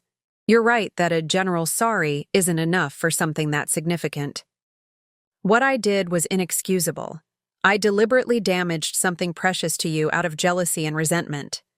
I've tried to justify it as an emotional reaction, but the truth is that I made a conscious choice to hurt you on what should have been one of the happiest days of your life. I won't burden you with all the complicated feelings behind that choice. That would just be making excuses. The simple fact is that I was wrong, and I'm truly sorry. I understand why you need space and boundaries. I can't say I'm happy about it, but I respect your decision. I hope that with time, we might find a way to rebuild some kind of relationship. As for the wedding, I'd still love for you to be part of it in whatever way feels comfortable for you. No pressure, no expectations, just an open invitation. Love, Isabel. I read the email several times, trying to gauge its sincerity. It contained elements I had never seen from Isabel before. A specific acknowledgement of her actions without deflection, an acceptance of my boundaries without immediate pushback, a recognition that rebuilding trust would take time rather than an instant reconciliation. Yet, I remained cautious. Isabel was nothing if not adaptable in her approach to getting what she wanted. Was this genuine reflection and growth, or simply a new strategy when the old ones had failed to achieve the desired result? I showed the email to James, who read it with careful consideration. It's certainly more self-aware than anything you've shared from her previously, he observed. The question is whether it represents a momentary insight or a lasting change in perspective. Exactly, I agreed.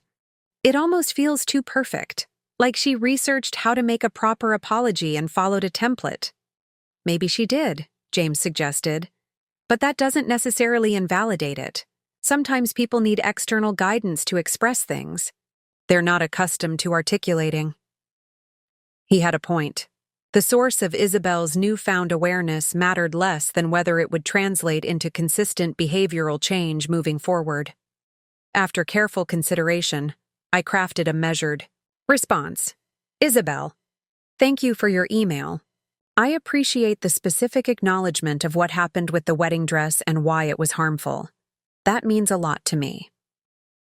You're right that rebuilding trust will take time. It's not just about the wedding incident, but about establishing a healthier dynamic between us moving forward. Regarding your wedding, I'm open to being present and supportive in a general way. I don't think I'm ready for a role that would require extensive involvement or that would position us as having a closer relationship than we currently do. I hope you can understand that this isn't about withholding support, but about being honest, about where things stand between us. I do care about you, and I genuinely hope you and Connor find happiness together. Lily.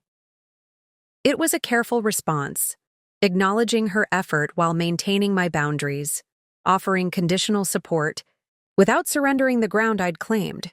I hit send before I could second-guess myself, then turned my attention to work projects that had been accumulating during this period of family drama. 3 days passed without response, which wasn't surprising. Isabel had never been good with delayed gratification or partial victories. She would be processing, consulting with our parents, deciding on her next move. When it came, it was both unexpected and oddly consistent with her character.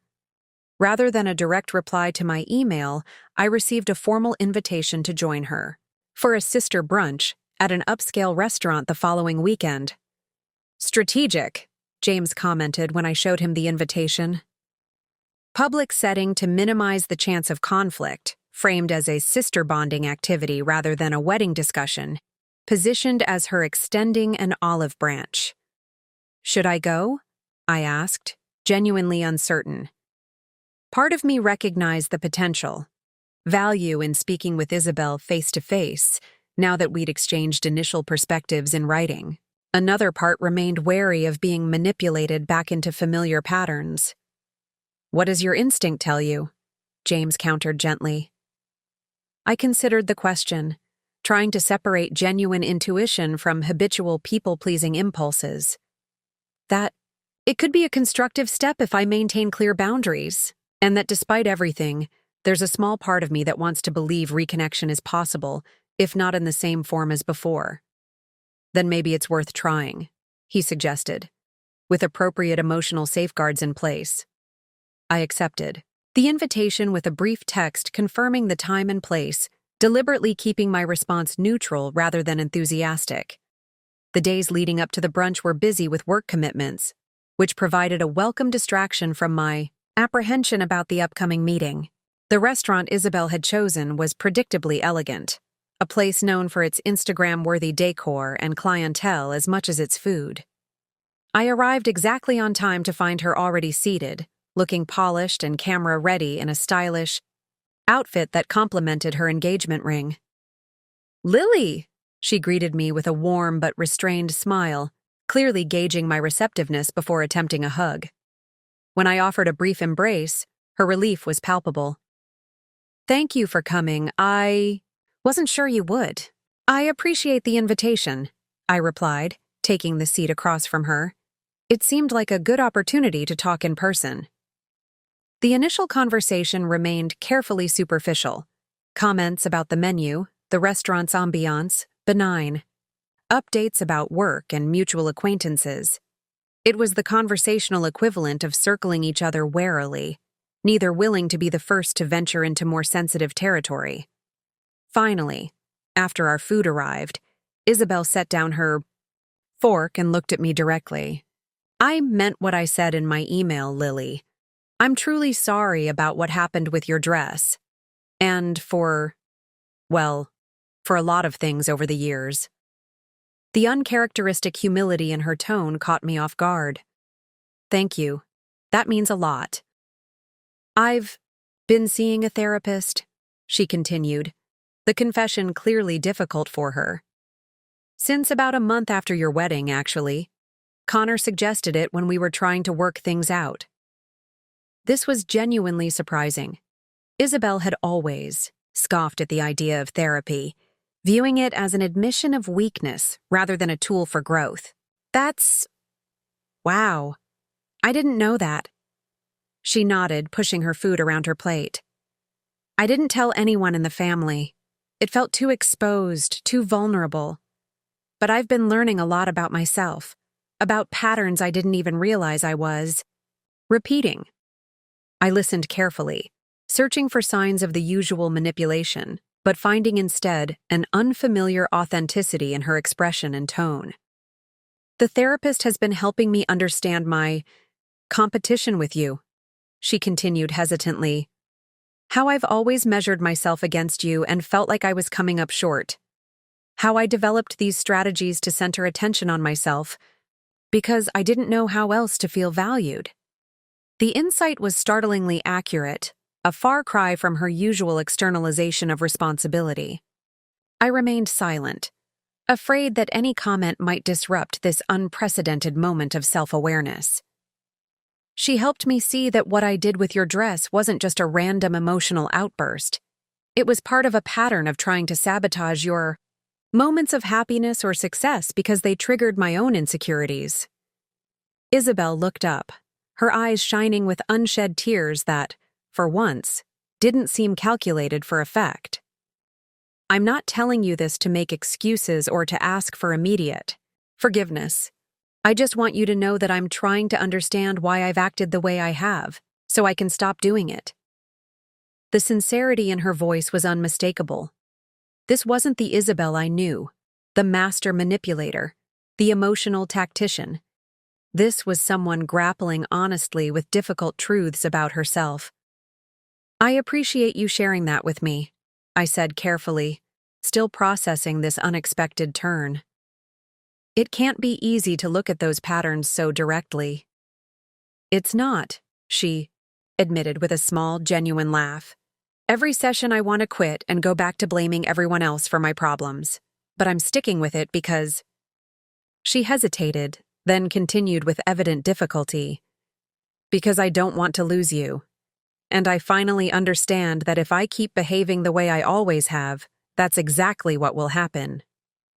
The acknowledgement of my boundaries, of the potential consequences of her behavior, of her own responsibility in the situation, felt like a breakthrough in our decades-long dance of dysfunction. "That means a lot to me, Isabel. Truly." "So, where do we go from here?" she asked, vulnerability evident in her expression. "I know things can't just go back to how they were before. I wouldn't want that anyway. It wasn't healthy for either of us. But I do want some kind of relationship with my sister." It was the question I'd been asking myself since receiving her email. What kind of relationship was possible given our history? What would healthy sisterhood look like between us? I think we start small, I suggested.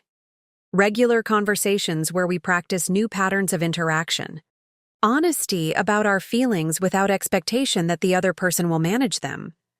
Clear boundaries about what works and what doesn't. She nodded, seeming to genuinely consider these parameters rather than immediately agreeing just to appease me. That sounds reasonable. And what about the wedding? I understand if you don't want to be maid of honor or anything formal, but would you help with some of the planning? Maybe come dress shopping with Mom and me? The request was modest compared to her previous expectations, acknowledging the current limitations of our relationship while still seeking some level of participation. It felt like a reasonable compromise. I think I could do that, I agreed, cautiously, with the understanding that we're rebuilding trust gradually, not jumping immediately back into an idealized sister relationship. Understood, she said, relief evident in her smile. Baby steps. As the brunch continued, our conversation gradually eased into a more natural rhythm, though still noticeably different from our previous interactions. There was less performance from Isabel, less guardedness from me. We discussed her preliminary, wedding ideas, my current architectural projects, and even ventured into some childhood memories that held positive associations for both of us. When we parted outside the restaurant, her hug felt different, less grasping, more genuine in its affection. "Thank you for giving me another chance," she said quietly. "I know I haven't earned it yet, but I'm going to try." "That's all I ask," I replied, surprised by the emotional tightness in my throat. Not perfection, just effort and honesty. Driving home, I felt cautiously hopeful. The Isabel I'd seen today was someone I could potentially have a healthy relationship with, not the picture-perfect sisterhood my mother envisioned, but something real and sustainable. Whether this transformation would endure remained to be seen, but the fact that it had emerged at all represented more progress than I had dared to expect. James was grading papers when I returned, glasses perched on his nose in the way I found, endlessly endearing. He looked up expectantly as I entered. "How did it go?" "Surprisingly well," I said, settling beside him on the couch. "She's in therapy. Has been for months, apparently." His eyebrows rose in genuine surprise. "That's unexpected." "Tell me about it." I recounted the conversation, his expression growing increasingly thoughtful as I described Isabel's insights and apparent commitment to change. "Sounds like a significant breakthrough," he observed when I'd finished. Though I'd still approach with cautious optimism rather than wholesale trust. Patterns that deep-seated take sustained effort to change. "Absolutely," I agreed. "I'm not naive enough to think one good conversation erases years of dysfunction, but it feels like a genuine beginning, not just another manipulation." "You seem more at peace," he noted, studying my face with the attentiveness that had drawn me to him from our first meeting. "Less burdened."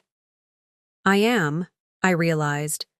"Not because everything's magically fixed, but because I feel like I'm engaging with Isabel on my terms now, not just reacting to her drama or capitulating to keep the peace." He smiled, squeezing my hand. "That's the real victory here, regardless of how her journey unfolds. You've reclaimed your agency in the relationship." Over the following weeks, this new dynamic was tested in various ways.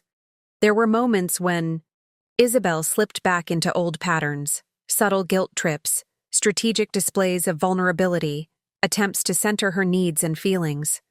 But there were also genuine efforts to catch herself, to apologize specifically rather than generally, to respect the boundaries I maintained. The first real test came during a dress shopping appointment with my mother and Isabel. As we sat in the bridal salon, Isabel trying on various styles while my mother offered enthusiastic commentary on each one, the inevitable comparison arose. "This silhouette reminds me of what Lily almost wore," my mother observed as Isabel modeled a vintage-inspired gown.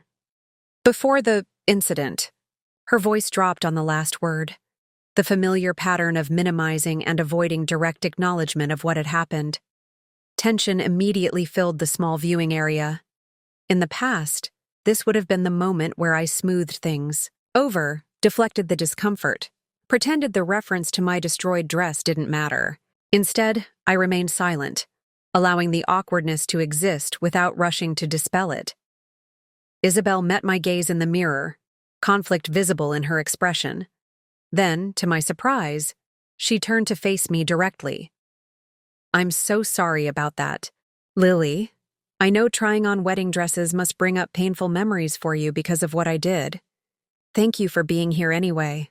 The simple acknowledgement, made in front of our mother, without deflection or qualification, represented a significant departure from our established patterns. My mother looked startled, clearly uncomfortable with this direct confrontation. Of the incident, she preferred to pretend had never happened. "Girls, let's focus on the positive," she attempted, her voice artificially bright. "This is Isabel's special time." "Mom," Isabel said gently but firmly, "it's important to acknowledge what happened. I destroyed Lily's wedding dress in a moment of jealousy and selfishness. Pretending it didn't happen doesn't help any of us move forward." My mother's expression registered shock at this departure from the script, followed by a flicker of defensiveness, and finally a reluctant acceptance. I suppose you're right. I just hate to see my girls at odds with each other." "We're working on building a healthier relationship," I explained, finding unexpected common ground with Isabel in this moment. "That includes being honest about the past, not just sweeping it under the rug." The conversation moved on. The dress shopping continued, but something fundamental had shifted. For the first time, Isabel and I had presented a united front against the dysfunctional family dynamics that had shaped our relationship. It wasn't a complete resolution, but it was a significant step toward a new kind of sisterhood, one based on reality rather than performance, honesty rather than manipulation. As Isabel's wedding planning progressed over the coming months, our relationship continued to evolve. There were setbacks, moments of old jealousies and competitions flaring up, instances where she slipped into familiar manipulative tactics, or I retreated into defensive distancing. But there were also genuine connections, shared memories revisited with new perspective, and a slowly growing foundation of mutual respect. I didn't take on a formal role in her wedding party, but I did help with specific aspects of the planning, offering input on venue selections based on my architectural knowledge, attending tastings and floral consultations, providing a sounding board for her ideas that was honest without being either blindly supportive or unnecessarily critical. 6 months after that initial confrontational engagement dinner, I found myself sitting in my parents' backyard during a family barbecue, watching Isabel and Connor interact with our extended family. The wedding was now just weeks away, most of the major planning completed, the momentum carrying everyone toward the celebration with the inevitable mix of excitement and stress. Michael dropped into the chair beside me, beer in hand. "You know, I never thought I'd see it." "See what?" I asked, accepting the extra drink he offered. "You and Izzy acting like actual sisters instead of combatants in some psychological warfare." He gestured toward where Isabel was showing our grandmother wedding photos on her phone, her expression animated but not performative in the way it once would have been. "It's weird, but in a good way."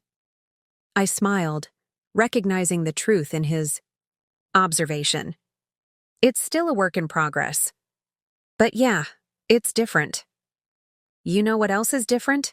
he continued, his tone thoughtful. "Mom and Dad. They're not constantly running interference or damage control anymore. It's like they don't know quite what to do with themselves now that their primary job of managing the sister drama has been eliminated." He was right. Our parents, had been notably less anxious at family gatherings, though they still occasionally slipped into their old roles. Mom trying to smooth over potentially rough conversational edges, Dad playing diplomat when perspectives differed. Old habits died. Hard for all of us. "They'll figure it out," I said optimistically. "We all are." As if summoned by our conversation, Isabel approached, taking the empty chair on my other side. "What are you two conspiring about over here?" "Just observing the family dynamics," Michael replied with his characteristic directness. "Commenting on how you and Lily aren't at each other's throats anymore." In the past, this bluntness might have triggered a defensive reaction from Isabel. Now she just laughed, a genuine sound without the calculated musicality she once would have affected. "Therapy is expensive, but apparently effective," she quipped, though the self-awareness behind the humor reflected real growth. "Though I still have my moments." "Don't we all?" I acknowledged, the solidarity in that simple admission representing how far we'd come. We weren't perfect sisters, would never be the idealized versions our mother had tried to mold us into. But we were. Real. Flawed. Complicated. Sometimes still triggering each other's deepest insecurities, but fundamentally connected by choice now, rather than just circumstance. Later that evening, as James and I drove home from the barbecue, he observed the thoughtful expression I'd carried since saying goodbye to my family. "Good day?" he asked simply. "Good day," I confirmed. "Not perfect, but genuinely good. It feels like we're all learning a new language together, stumbling sometimes, reverting to old phrases when we're tired or stressed, but slowly becoming more fluent in healthier ways of relating." "That's a beautiful metaphor," he said, reaching for my hand across the console. "And a significant achievement given where things stood a year ago." A year ago, it was hard to believe how much had changed since that devastating moment of discovering my destroyed wedding dress. Since the revelation of Isabel's secret reconciliation with Connor, since my first tentative steps toward establishing boundaries that had seemed revolutionary at the time. "I keep waiting for the other shoe to drop," I admitted. "For Isabel to revert completely to her old patterns, for my parents to pressure me to go back to keeping the peace at all costs, for the whole family system to reject these changes and pull us back into familiar dysfunction." "It might," James acknowledged, always the realist. Change is rarely linear, especially when it involves multiple people with their own fears and attachments to established patterns. But even if there are setbacks, you've proven to yourself that another way is possible. That knowledge can't be taken away. He was right. Whatever happened with Isabel, with my parents, with our evolving family dynamic, I had fundamentally changed my relationship to the situation. I was no longer the passive recipient of Isabel's drama or my parents' expectations, but an active participant in creating the kind of relationship I wanted and needed. The night before Isabel's wedding, she called me unexpectedly. It was late, past 11, and the phone's ring startled me from the book I'd been reading. "Everything okay?"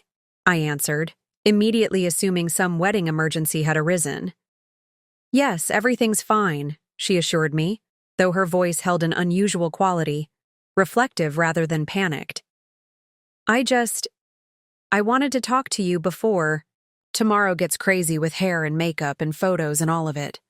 "What's on your mind?" I asked, settling back against the pillows as James glanced up from his own reading with curious concern. "I've been thinking about your wedding," she began, causing me to tense slightly until she continued. "Not about what I did to your dress, though I'll probably be apologizing for that for the rest of my life, but about what I missed because of my own selfishness." "What do you mean?" "I missed being truly present for one of the most important days of my sister's life," she said softly. "I was so caught up in my own drama, my own jealousy, my own narrative, that I couldn't step outside myself long enough to genuinely celebrate you and James." The admission touched something deep within me, a hurt I hadn't fully acknowledged, even to myself.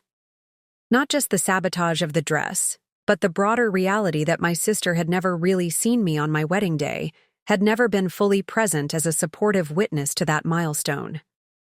"Thank you for saying that," I managed, surprised by the emotion tightening my throat. "That means a lot." "I want tomorrow to be different," she continued, "not just for me, but for us. I want to really see you there, to feel your support, not because you're obligated as my sister, but because we've both chosen to rebuild something valuable between us." The distinction was powerful: obligation versus choice, performance versus authenticity. It represented everything we'd been working toward in our reconstructed relationship.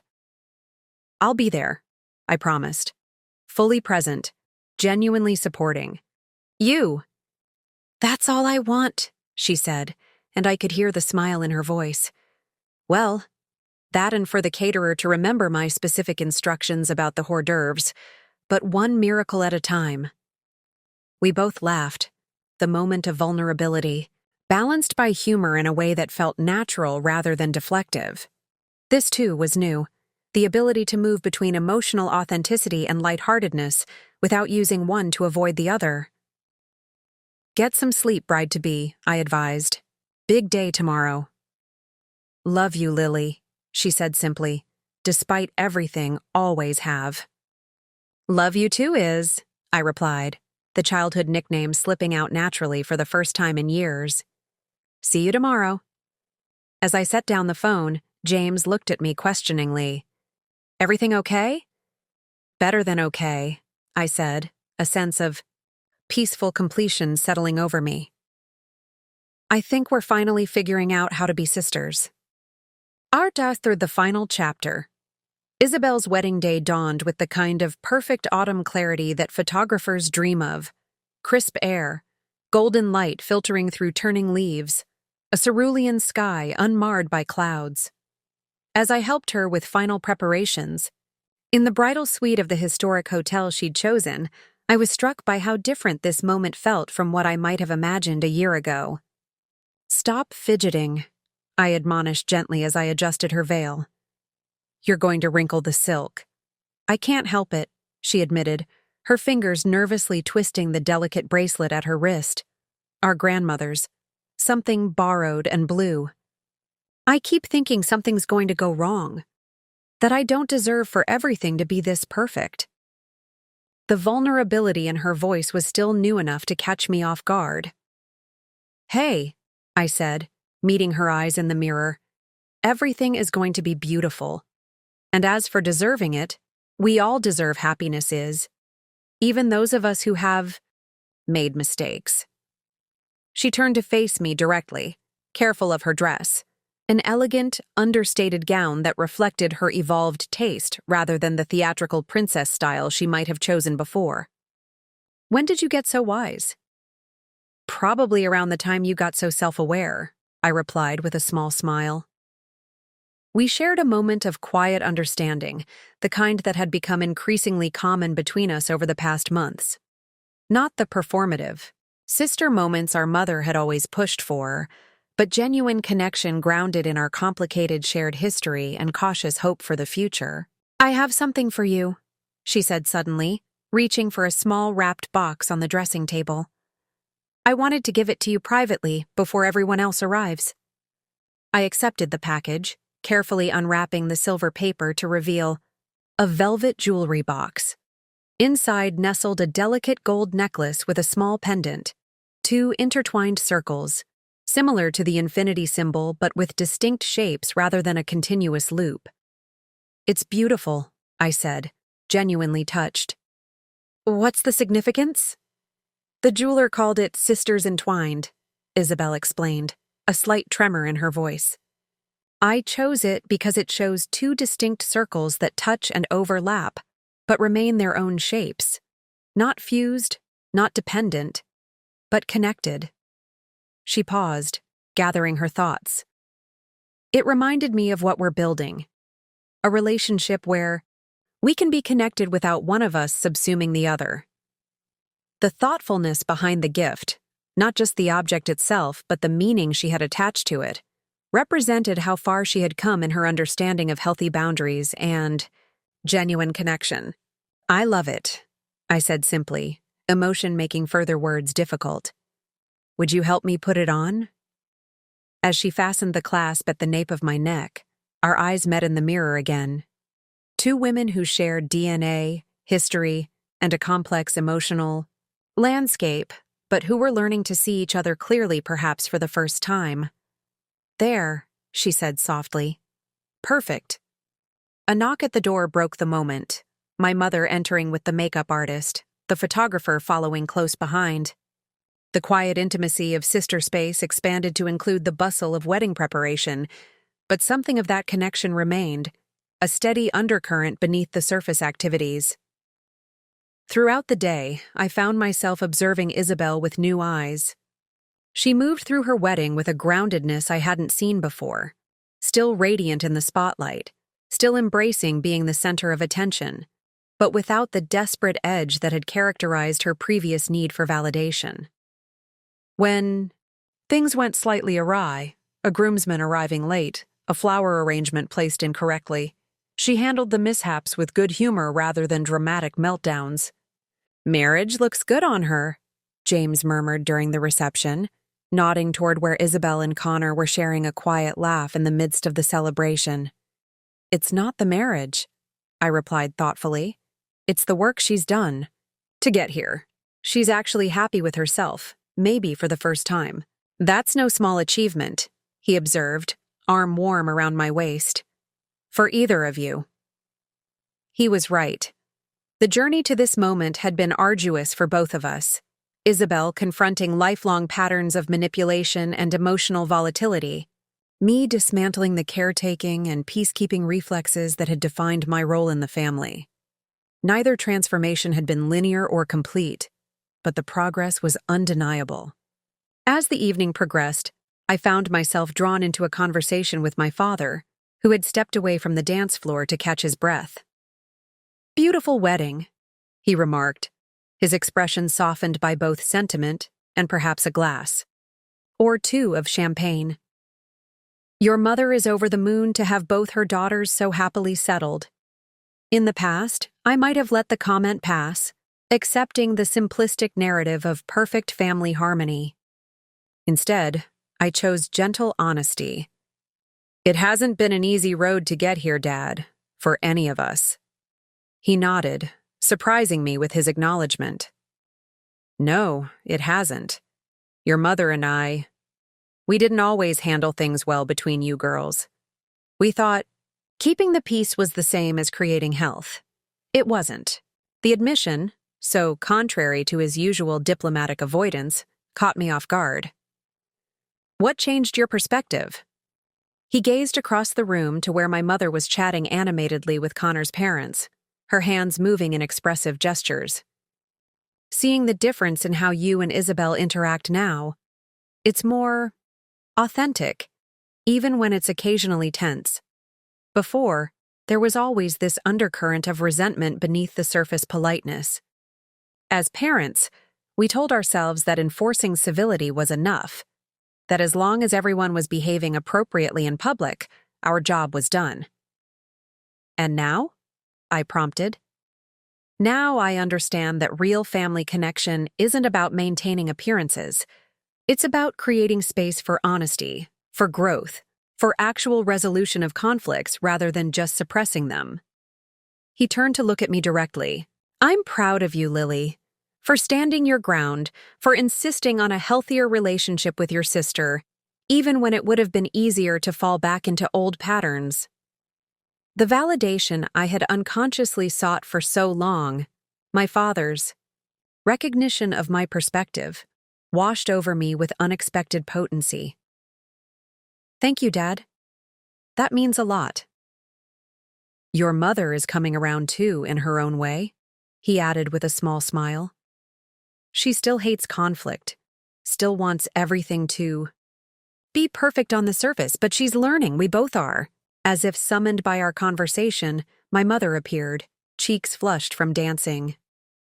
"What are you two discussing so seriously in the corner?" she asked, her tone light, but with an undercurrent of the old anxiety about potential conflicts. "Just reflecting on family evolution," my father replied, offering her his hand. "How we're all growing and changing." "Well, I think it's wonderful," she declared, her default optimism asserting itself. "My girls getting along, supporting each other, it's all I've ever wanted."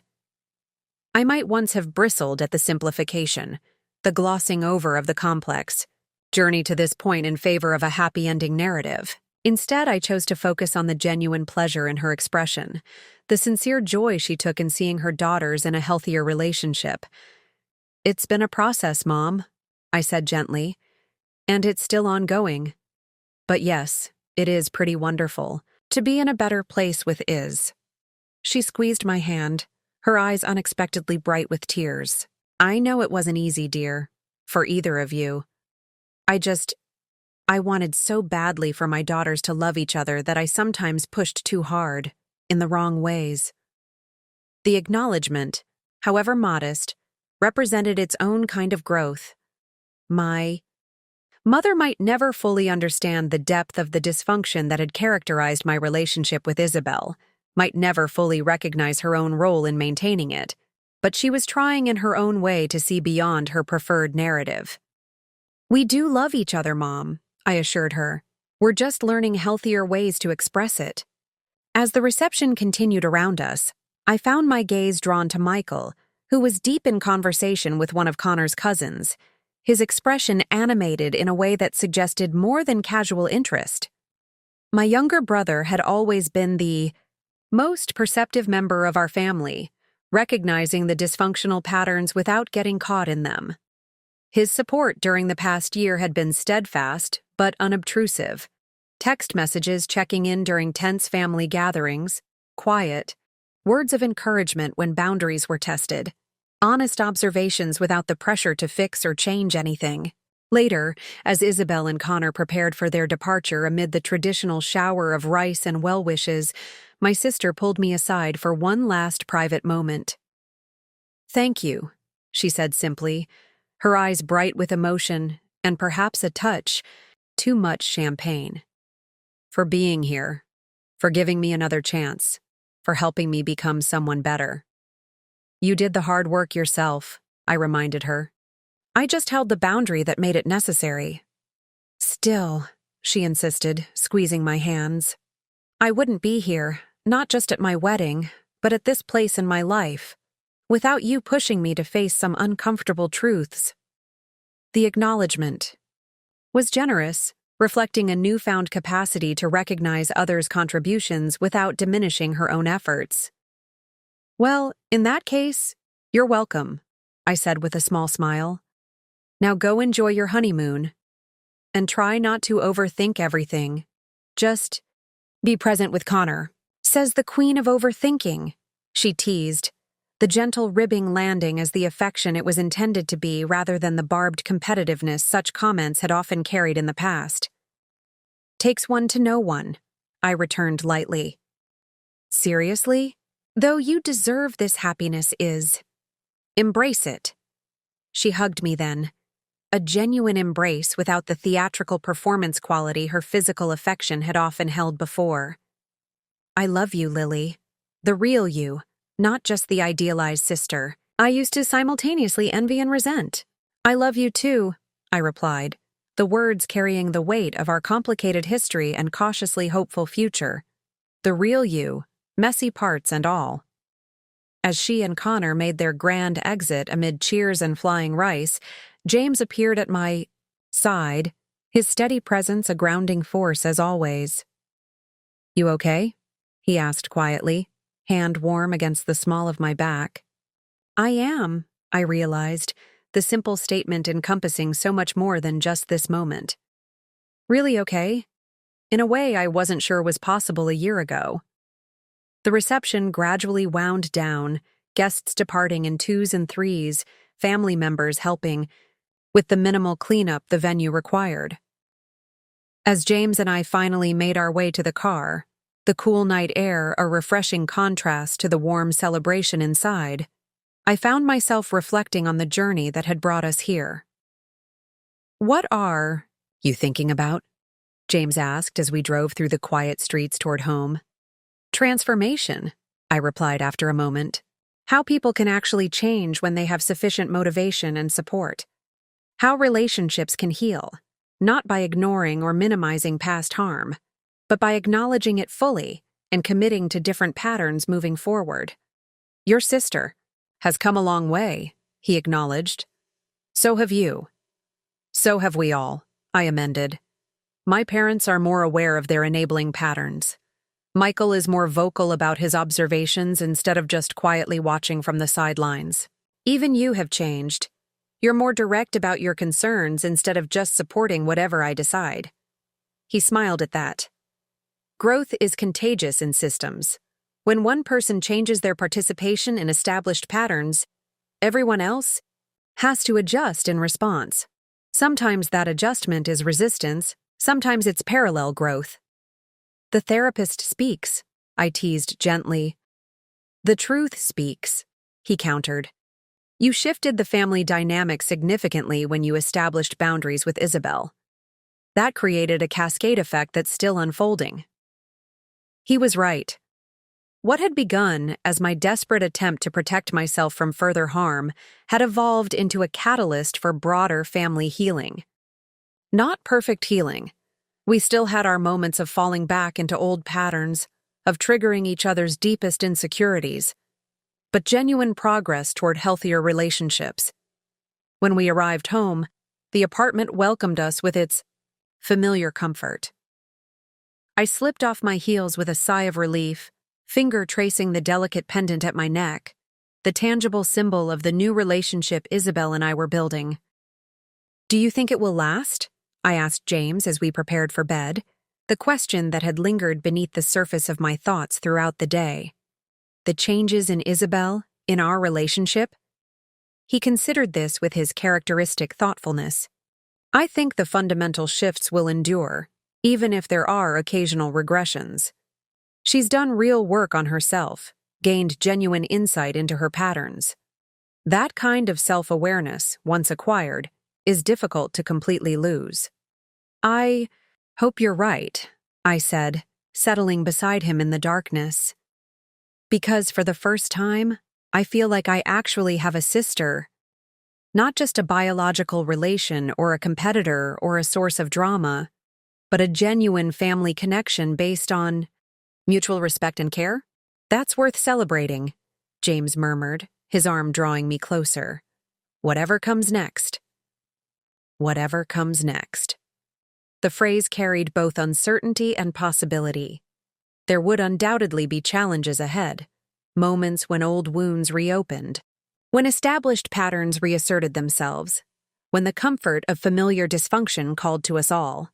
But there would also be new opportunities for connection, for understanding, for the kind of authentic relationship that had once seemed impossible between Isabel and me. As I drifted toward sleep, the events of the wedding day replaying in my mind, I felt a deep sense of peace settle over me.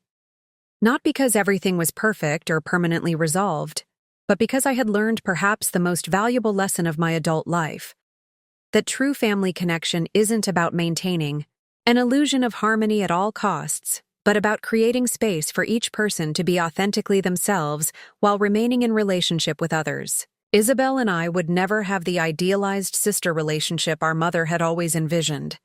We were too different, our histories too complex, our wounds too deep for such simplistic connection. But we had found something arguably more valuable, a relationship grounded in reality rather than fantasy, in conscious choice rather than mere circumstance, in mutual growth rather than stagnant patterns. And in that authentic, imperfect, continuously evolving connection, we had both found a kind of freedom neither of us had known was possible: the freedom to be ourselves fully, flaws and all, while remaining sisters in the truest sense of the word.